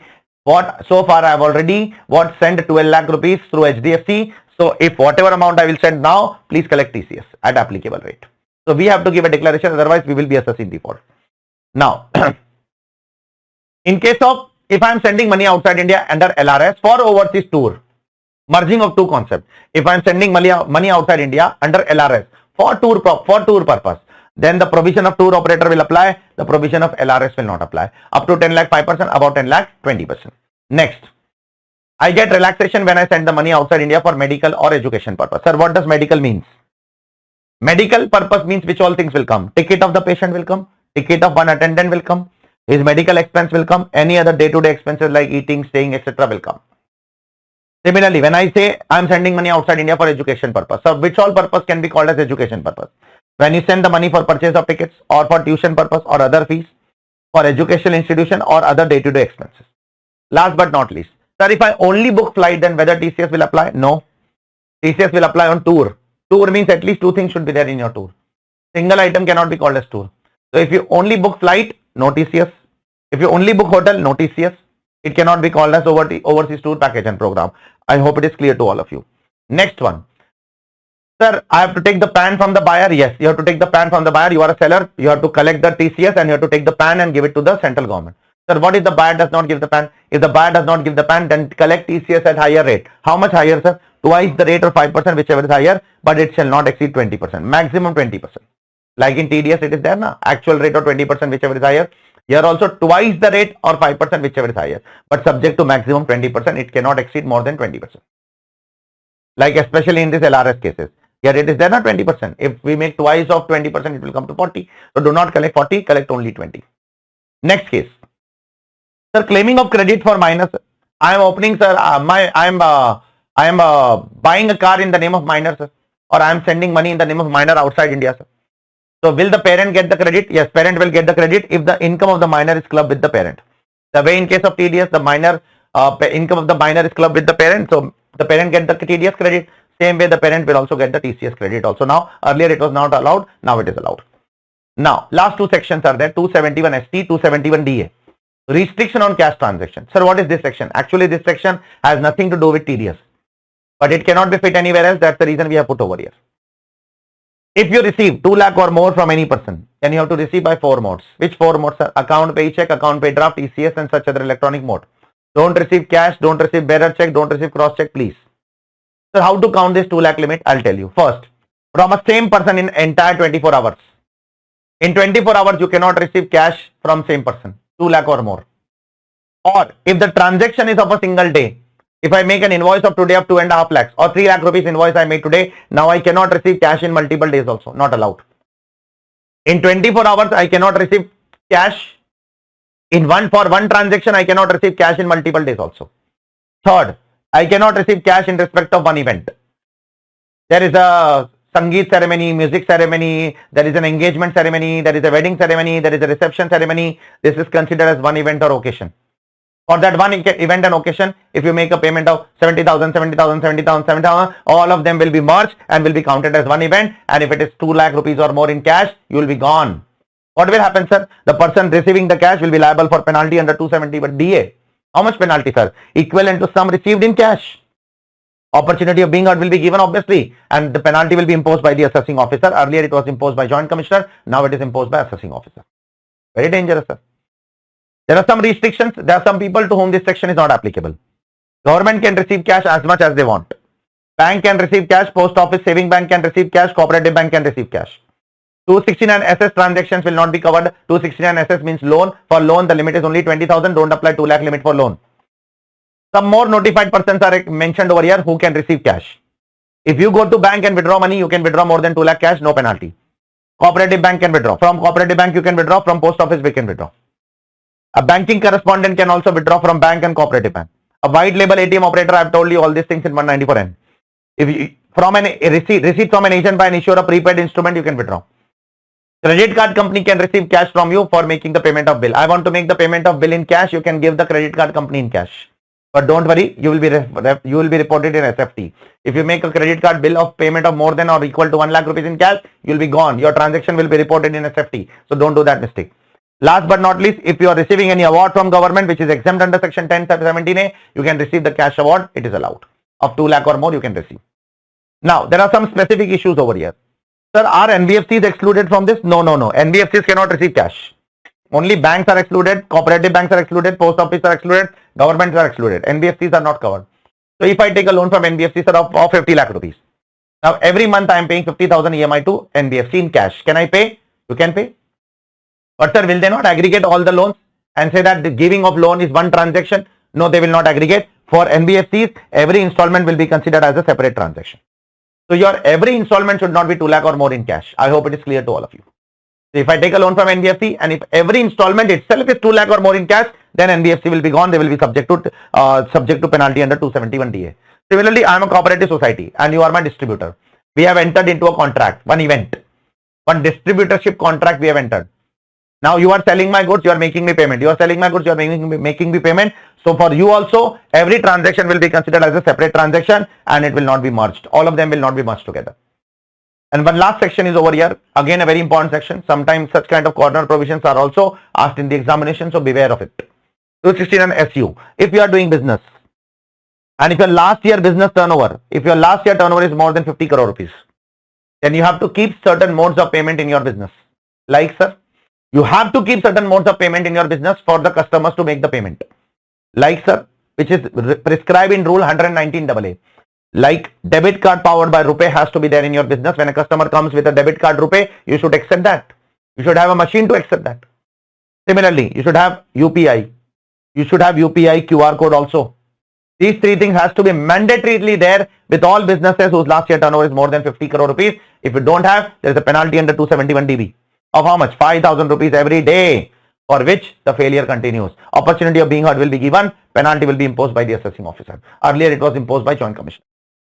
And last but not least, there is a relaxation given to you that this section will not be applicable if you deal only in B2B transaction, not with retail customer, and 95% of the payments you receive, it is other than cash. If 95% of the payment is received by other than cash, and if you do B2B business only, no retail customer, then you cannot have all these three modes also. This section is not applicable for you.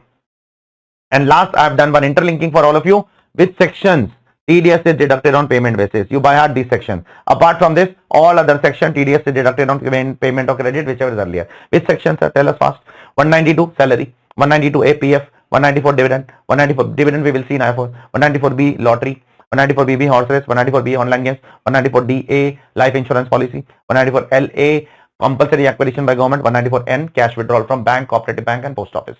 And last but not least, which section TCS is collected on receipt basis, which I have told you earlier also. 206C1F is the only TCS out of 4 section where TCS is collected on receipt basis. Rest 3 section, it is collected on debit or receipt, whichever is earlier. So this is what comprehensive TDS and TCS revision is for all my dearest students of full English who wants to understand, revise, recall their TDS provisions and CA final direct tax in full English. So if you like this video, share it with all your students, especially my Guntur students. Share in all the hostels with all your friends. Nobody is going to make, I'm telling you, nobody is going to make revision videos for you all in full English. Everybody will make in Hindi only. Nobody will make in both the languages. I'm telling you again and again. They will sell you the product, they will sell you the lectures, but they will not care of you. I am the only person, proudly I am saying. I'm proudly saying, I'm not saying out of attitude, I'm saying out of pride. I'm the only teacher, I'm the only faculty in the entire country who will upload everything in Hindi as well as in English, doing justice with all my students. So it is your duty also. Comment below how was your experience of learning this revision video, and also it is your duty to tell me below, and it is your duty to tell all your friends across South India especially, because mainly English lectures are seen by South Indian students. Everybody can see, there's nothing wrong in seeing English lectures.